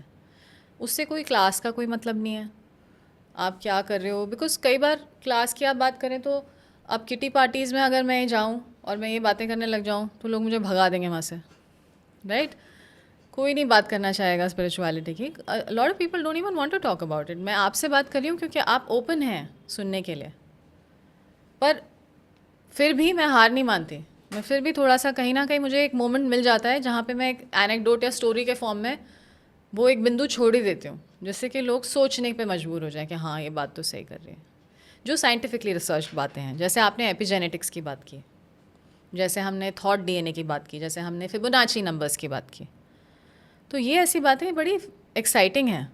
लेकिन हाँ, जैसे अगर आप आप अगर ये बात को मासेस में फैलाना चाहते हैं तो आपको उस तरीके से, उस माध्यम से बताना पड़ेगा। आपको एक तरीका ढूंढना पड़ेगा जहाँ आप अब ये छोटी छोटी सीड्स ऑफ अवेयरनेस प्लांट कर सको। So that is the role of people who are spiritual and I feel they should do that. अब आपका ये पॉडकास्ट लोग देख रहे हैं, इस पॉडकास्ट के माध्यम से आप कितने सारे लोगों को अवेयर कर रही होंगी इस वक्त, because of the questions you are asking, right, on so many topics. तो वो अवेयरनेस स्प्रेड करना आई थिंक इंसानों का एक रोल है बहुत बड़ा, और उसमें ये बहुत अच्छी बात है कि इतने सारे लोग अब आगे आ रहे हैं and they are trying to help people to know what is happening, who you are, what path you should be on, how you should have empathy, how you should have love for one another, how you should treat everybody as yourself or whatever. Podcast की मुझे ये बात बहुत ताकत देती है और अच्छी लगती है कि जो भी बात आप कर रहे हैं वो दूसरों को बेहतर बनाने के लिए और समाज को बेहतर बनाने के लिए कर रहे हैं। जो काम किसी ज़माने में बड़े बुज़ुर्ग किया करते थे और उनकी एक रीच की एक लिमिटेशन होती थी, अभी जितने भी पॉडकास्टर्स हैं जनरली जो पॉलिटिक्स ड्रिवन ना हों, जो पॉलिटिक्स ड्रिवन है तो वहाँ तो बहुत तरह की ख़राब बातें हैं, बदतमीज़ियाँ हैं, गाली गलौज है, सब कुछ है। लेकिन जो सोशल पॉडकास्टर्स हैं, मैं उन सबको सलाम करती हूँ कि आप लोग बहुत अच्छा काम कर रहे हैं दुनिया को बेहतर बनाने के लिए, समाज को बेहतर बनाने के लिए, इंसान के इंटरनल कन्फ्लिक्ट्स को रिजॉल्व करने के लिए, एक्सटर्नल कन्फ्लिक्ट्स को, और फाइनेंशियल जो गाइडेंस दे रहे हैं बहुत से एक्सपर्ट्स वो। तो ये सारी चीज़ें कुल मिला करके हर आदमी कोशिश कर रहा है ये दुनिया बेहतर बने। पहले हमारे पास मौका नहीं होता था कि हमें एक ऑडियंस मिले, आज आपके पास कुछ कहने के लिए अच्छी बात है तो सुनने वाले भी हैं। तो ये बहुत बड़ी ब्लिस है ह्यूमैनिटी के लिए, that we are able to promote good things of life, humanity, practices, ideas, और चीज़ें बेहतर हों। हम सबका मकसद यही है। Absolutely right. और उसी मकसद के साथ हमें शायद चलना चाहिए, एंड दैट्स वाई जहाँ भी हमें मौका मिलता है, not just through a podcast, पर हम अपने कॉन्वर्सेशंस में कभी किससे मिलें, किसी की कोई प्रॉब्लम सामने आती है तो आप उसको कोई एक एफर्मेशन के बारे में बता सकते हो। अब मैं तो कोई भी मौका नहीं छोड़ती जहाँ मैं कुछ ना कुछ बता दूँ जिससे कि किसी की मदद हो जाए। और ये भी सीखना पड़ेगा कि हर वो चीज़ जो हमने चाही वो ज़रूरी नहीं कि वो हमारे लिए थी और हमें मिल जाए। हाँ। तो जो गिव अप करने का एक्ट है और ये ख़ुद को ही बताने का एक्ट है कि हमारे लिए ये नहीं था, हाँ, है ना, इससे बहुत शांति आती है। हाँ, वो लेट गो भी बहुत ज़रूरी है। लेट गो बहुत ज़रूरी है। जी जी जी। और वो कई तरह का होता है और हर जगह होता है, मतलब करियर में भी होता है, पर्सनल में भी होता है, सोशल में भी होता है, हर जगह होता है। तो ये समझ और ये मैच्योरिटी देना, पैदा होना लोगों में बहुत शानदार बात है। पर ये एक्नॉलेजमेंट ज़रूरी है कि एक प्रॉब्लम को एक्नॉलेज करना कि ये हमारे साथ हुआ है, उसे एक्नॉलेज करना, एक्सेप्ट करना, और फिर लेट गो करके मूव ऑन करना। ये एक स्टेप है। इसमें ये 4 स्टेप्स हैं, लेकिन ये जो स्टेप्स हैं ये कॉन्शियसनेस, अवेयरनेस, इससे आते हैं। और ये अवेयरनेस कब आएगी, ये हम कब तैयार होंगे, कब हमें रिजेंटमेंट नहीं होगा या एक्सेप्ट करने में हमें तकलीफ़ नहीं होगी, ये सब थोड़ा एक डिवाइन टाइमिंग पे भी निर्भर करता है। हाँ, मन शांति से भर जाए और सुकून से भर जाए, ऐसे जो भी काम हो सकते हैं स्पिरिचुअलिटी के लिए, या जो भी तरीक़े हैं इस दुनिया में नए नए, कोई जापानीज़ तरीक़ा प्रैक्टिस कर रहा है, कोई चाइनीज़, जो ईस्टर्न फ़िलोसफिकल ट्रेडिशंस हैं, स्पिरिचुअल ट्रेडिशंस हैं उसमें हैं, कोई दूसरे तरीक़ों में है, जिसको जहाँ शांति मिले। बिल्कुल, एब्सोल्युटली। मोडालिटी कोई भी हो सकती है पर पर्पस तो एक ही है। हाँ, आपके पूरे काम में जो आउटर सेल्फ है, जो फिज़िकल ग्रूमिंग है, उसके लिए आप कितनी कॉन्शियस रहती हैं जब आप एक तो काम भी कर रही हैं, फिर आपका एक स्पिरिचुअल एस्पेक्ट है आपकी पर्सनालिटी में, इन दोनों के बीच में एक ये जो पर्सोना है वो क्या है और वो मेंटेन कैसे होता है? आई have always seen you very well kept, हाँ, ऑलवेज करेक्टली ड्रेस्ड, हमेशा अपना ध्यान रखते हैं आप। जी, आई थिंक एक तो मैं जो भी करती हूँ अपने लिए मैं बहुत प्यार से करती हूँ, whatever I do for myself. So if I have to go exercise also I will do it with a lot of love and feeling. और मुझे पता है कि जब मेरा अब मुझे लग रहा है थोड़ा पेट बाहर निकलने लगा है तो मुझे एक्सरसाइज करना ही है, तो you know I push my self a little. उसके अलावा मेडिटेशन से मुझे बहुत फ़ायदा हुआ है शिवा। बिकॉज कई लोगों को शायद ये नहीं पता कि प्राणायाम का लिटरल मीनिंग होता है ब्रेथ रिस्ट्रेंट। तो मैं जो ब्रीदिंग एक्सरसाइजेस करती हूँ उसमें मैं होल्डिंग द ब्रेथ को बहुत आजमाती हूँ। मतलब I have to hold my breath a lot. In fact मैं कैब में भी बैठी होती हूँ when I am being driven, not when I am driving but when I am being driven, and not while cooking also, because इसमें सांस रोकते हैं ना जब हम ज़्यादा, तो हमें थोड़ी नींद आने लगती है शुरू शुरू में, बिकॉज बहुत स्ट्रेस है, बहुत सालों का स्ट्रेस है, वो सब ख़त्म होने लगता है, तो वो बिकॉज ऑफ दैट बहुत थोड़ी नींद आती है। सो इनहेल होल्ड एक्सेल के बहुत सारे राउंड्स मैं करती हूँ। उससे ये भी होता है कि जब आप इनहेल करते हो और फिर आप ब्रेथ होल्ड करते हो तो सेल्स जो अंदर है ना उनको एकदम से शॉक सा लगता है, क्या हुआ, सांस क्यों रुक गए। तो जब नेक्स्ट इनहेल आएगा तो वो फिर वो रिसीव करते वो हैं ठीक अच्छे से खींच खींच के रिसीव करेंगे। उससे भी एक आपका यूथ मेंटेन होता है in a way. It's very because your cells are getting more nourished, because जितना आप सांस रोकते हो उतना ही वो अगले राउंड में खींच के लेती हैं अंदर, and that's how the breath becomes deeper and deeper. So I think meditation is a beautiful way. There are many techniques, ये तो एक टेक्निक है breath restraint, there are many other techniques of meditation. गुस्सा आता है? ये भी गुस्सा भी बहुत आता था, मैं बहुत गुस्से वाली लड़की थी, लेकिन ये मेडिटेशन के बाद मेरा गुस्सा भी काफ़ी कम हो गया है। पर हाँ कभी कभी आता है, but now I don't show it as much. I guess हमारे शो बिजनेस प्रोफेशन में गुस्सा वैसे नहीं आना चाहिए। मैनेज कैसे करती हैं आप जब आप अंदर से you are feeling that something it's very shocking Shiva कि मेरे भाई ने भी ये बात नोटिस की थी, क्योंकि मैं घर में भी जब गुस्सा आता था, वैसे तो आई एम वेरी प्लेजेंट, बट जब गुस्सा आता था तो मैं ऑब्वियसली लड़ते हैं घर में, भाई बहनों की लड़ाई होती है। तो जब उसने मेडिटेशन के बाद वो चेंज देखा और वो कभी वो लड़ता है, चिल्ला देता है, मैं चुप हो जाती हूँ। I just go quite, I don't respond only. तो वो बड़ा शॉक में आ गया। इनफैक्ट उसने मेरे फ्रेंड्स को बोला कि पता नहीं दीदी को क्या हो गया, ये तो लड़ती नहीं है। सो आई गेस वो चेंज भी मेडिटेशन से आया है। Somehow you just attain that bliss like situation, what do I say, mental state या it's almost like you are in so much bliss, you are at peace with yourself, कि आपको जब उल्टा जवाब देने की, मतलब even if you know you're right, आपको मन ही नहीं करता कि क्या आर्ग्यू करना, let it be, I guess. And then also an sense of empathy comes, because in this entire thing, in this spiritual process, what happens to you is you start to realize one very important thing, that everybody is you. You start to look at other people as yourself, and when you look at other people as yourself, how would you treat them? Also Aishwarya कि जो सामने वाला जिस तरह behave कर रहा है उसके साथ पता नहीं क्या हुआ है जो वो ऐसा है। हम ज़्यादा ब्लिसफुल हैं, हमें ऊपर वाले ने बेहतर हालात में रखा कि वो अगलीनेस और वो सख्ती हमारे अंदर नहीं आई। जो सामने वाले के अंदर आई, वो हर इंसान अपने हालात से बनता है ना। तो पता नहीं वो किस चीज़ से गुजरा है जो बदसूरती आ गई है। तो कई बार तरस आता है ना, पिटी होती है, या ये होता है कि उसको समझने की कोशिश करें, उसकी जगह खड़े होकर देखने की कोशिश करें, ये सब भी आता है।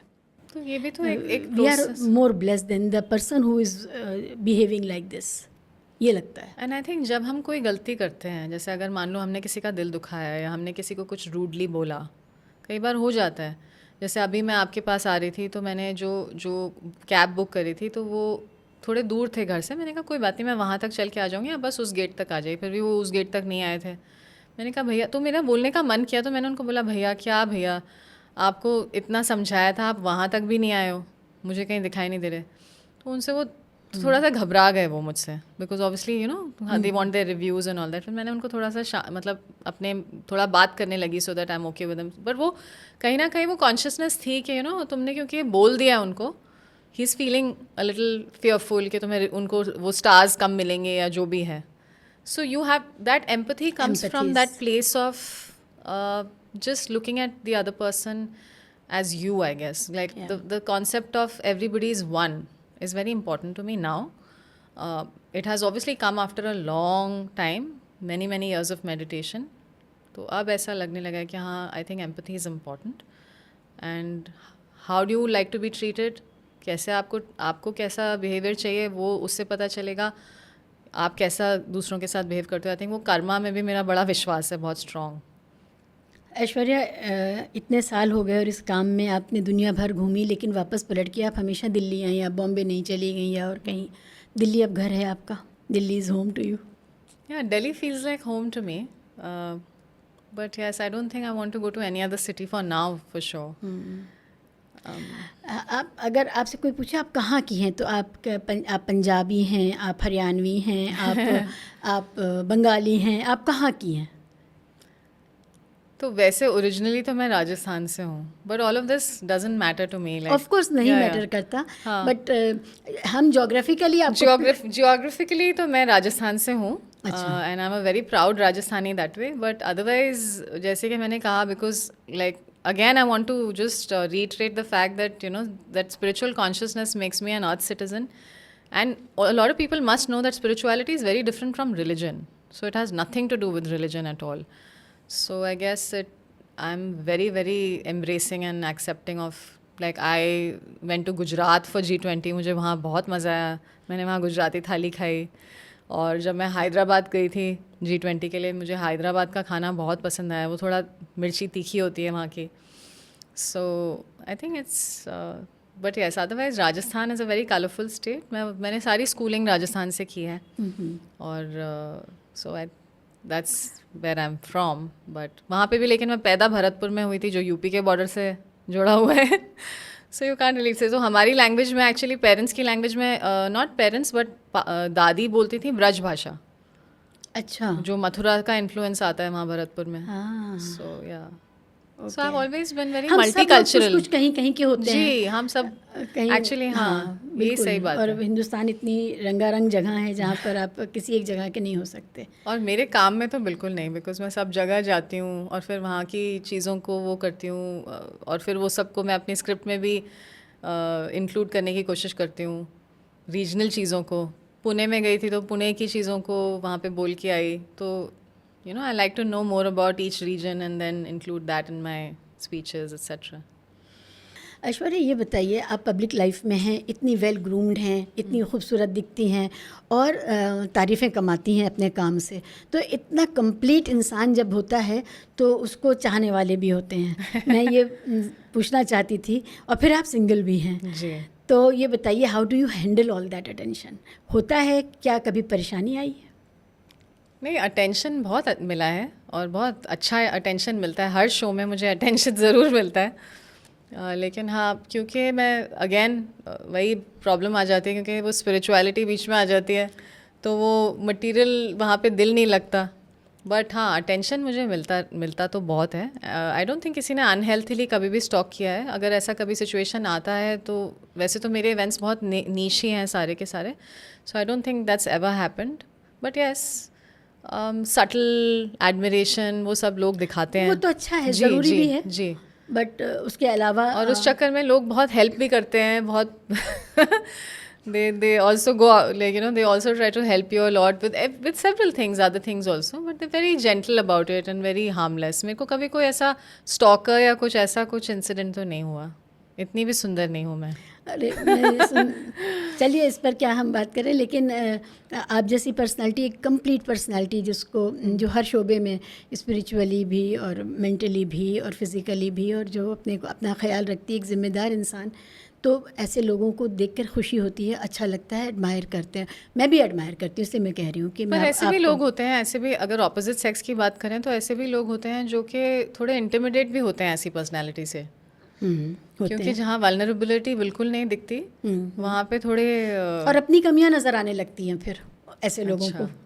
अच्छा, ये मैंने नहीं सोचा। हाँ। लेकिन मैं वैसे स्टेज पे कोशिश ये करती हूँ कि मैं थोड़ी वल्नरेबल हूँ, एक आध गलती करूँ, ताकि लोग, ऑडियंस जो है वो मेरे से कनेक्ट हो जाए, ह्यूमन। हाँ हाँ, तो वो तो हो जाता है, मतलब वो जैसे एक आध फंबल हो गया, उससे कोई फ़र्क नहीं पड़ता।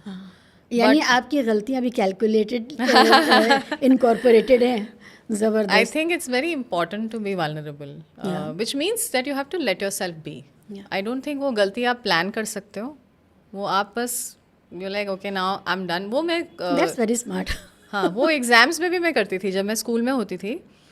आई स्टिल रिमेंबर, या कॉलेज की बात है शायद, LSR की, मुझे याद है, मैं एग्ज़ाम से पहले अपनी किताबें छोड़ देती थी एटलीस्ट 1 घंटा पहले, और काफ़ी सारे बच्चे जो हैं वो अपनी किताबें फिर भी खोल के रखते थे, और मैं बड़ी कॉन्फिडेंटली बात कर रही होती थी इधर उधर की। तो एक लड़की थी मेरे कॉलेज में, मेरी क्लासमेट, उनको बड़ा बुरा लगता था। तो कहती थी, don't look so confident Aishwarya, don't look so confident, we are all studying और तुम बस अपनी किताबें छोड़ देती हो, हमें नर्वसनेस होती है। तो पर मैं वैसी ही थी, मतलब मुझे एक बार यहाँ तक मैंने कर लिया मेहनत, अब उसके बाद फिर अब तो बस जो होगा सो देखा जाएगा। वो एक गो विद द फ्लो भी है मेरा पर्सनालिटी का एक हिस्सा। So I guess that's how I am on stage also. तो ये सिंगलहुड चलेगा अभी? I guess somebody who's spiritual, you know, who's a little bit सुने क्या कह रही who's हैं? a little bit like me will work, I guess. ऐसा नहीं है, I've met very nice people, but I think ऐसा नहीं कि मैं materialism के against हूँ. There are a lot of things I enjoy, like I love wearing good clothes, I love, you know, luxury. But point ये है कि कहीं ना कहीं जो thought है वो spiritual बहुत ज़्यादा है, तो वो match होना, वो wavelength मिलना, वो frequency, वो अभी तक किसी से मिली नहीं है, किसी खास से। Best wishes. बहुत मज़ा आया बात करके। क्लास में हम लोग बैठते थे और एज ए क्लासमेट्स कभी नहीं सोचा था कि कभी इस तरह बैठ करके एक दूसरे से बात कर रहे होंगे। बहुत but I'm मज़ा very आया। proud of you. I'm so happy that you're doing this, and अभी मैं देख रही हूँ कैसे आपके रेटिंग्स एकदम से बढ़ते जा रहे हैं इतनी जल्दी जल्दी, and you're doing a fabulous job, and I'm very proud of you. बिल्कुल बहुत फ़ख्र है मुझे कि, and I tell everybody about you. In fact मैंने आपके रेस्टोरेंट का नाम इसीलिए पूछा क्योंकि मैं अपने एक दोस्त को आपके बारे में बता रही थी, तो मैंने बोला कि पहले उनका इतना सुंदर सा रेस्टोरेंट था वहाँ पे, तो मैं नाम भूल गई थी। फिर मैंने उनको आपसे पूछ के नाम बताया, because that person has been here, I think आपके रेस्टोरेंट में आए थे। ओके। तो सो हाँ, ऐसे बहुत लोग मिलते हैं जो कहते हैं हम आपके कैफ़े आए थे, हमें दोबारा आना है, एंड ऑल दैट। तो वो खूबसूरत जगह थी, हमने बहुत प्यार से बनाई थी। बहुत अच्छा था। हाँ, बहुत खूबसूरत जगह बन गई। But I am very proud of what you are doing now, because I think this is your true calling and you should continue doing it. In fact मैं भी एक स्पिरिचुअल शो करना चाहती हूँ, आपको तो बहुत पहले से बताया भी था मैंने, जहाँ मैं स्पिरिचुअल बातचीत ज़्यादा कर पाऊँ। सो that is also in the ऑफिंग, let's see what happens. तो बहुत अच्छा लगा, और CPS 2004-2006 के बैच को बहुत अच्छा लगेगा जब वो हमारी बातचीत सुनेंगे। आई होप कि ये हम लोग बार बार मिलें और किसी दिन अलुमनाई मीट में भी आएँ। Thank you so much Aishwarya, मज़ा आया।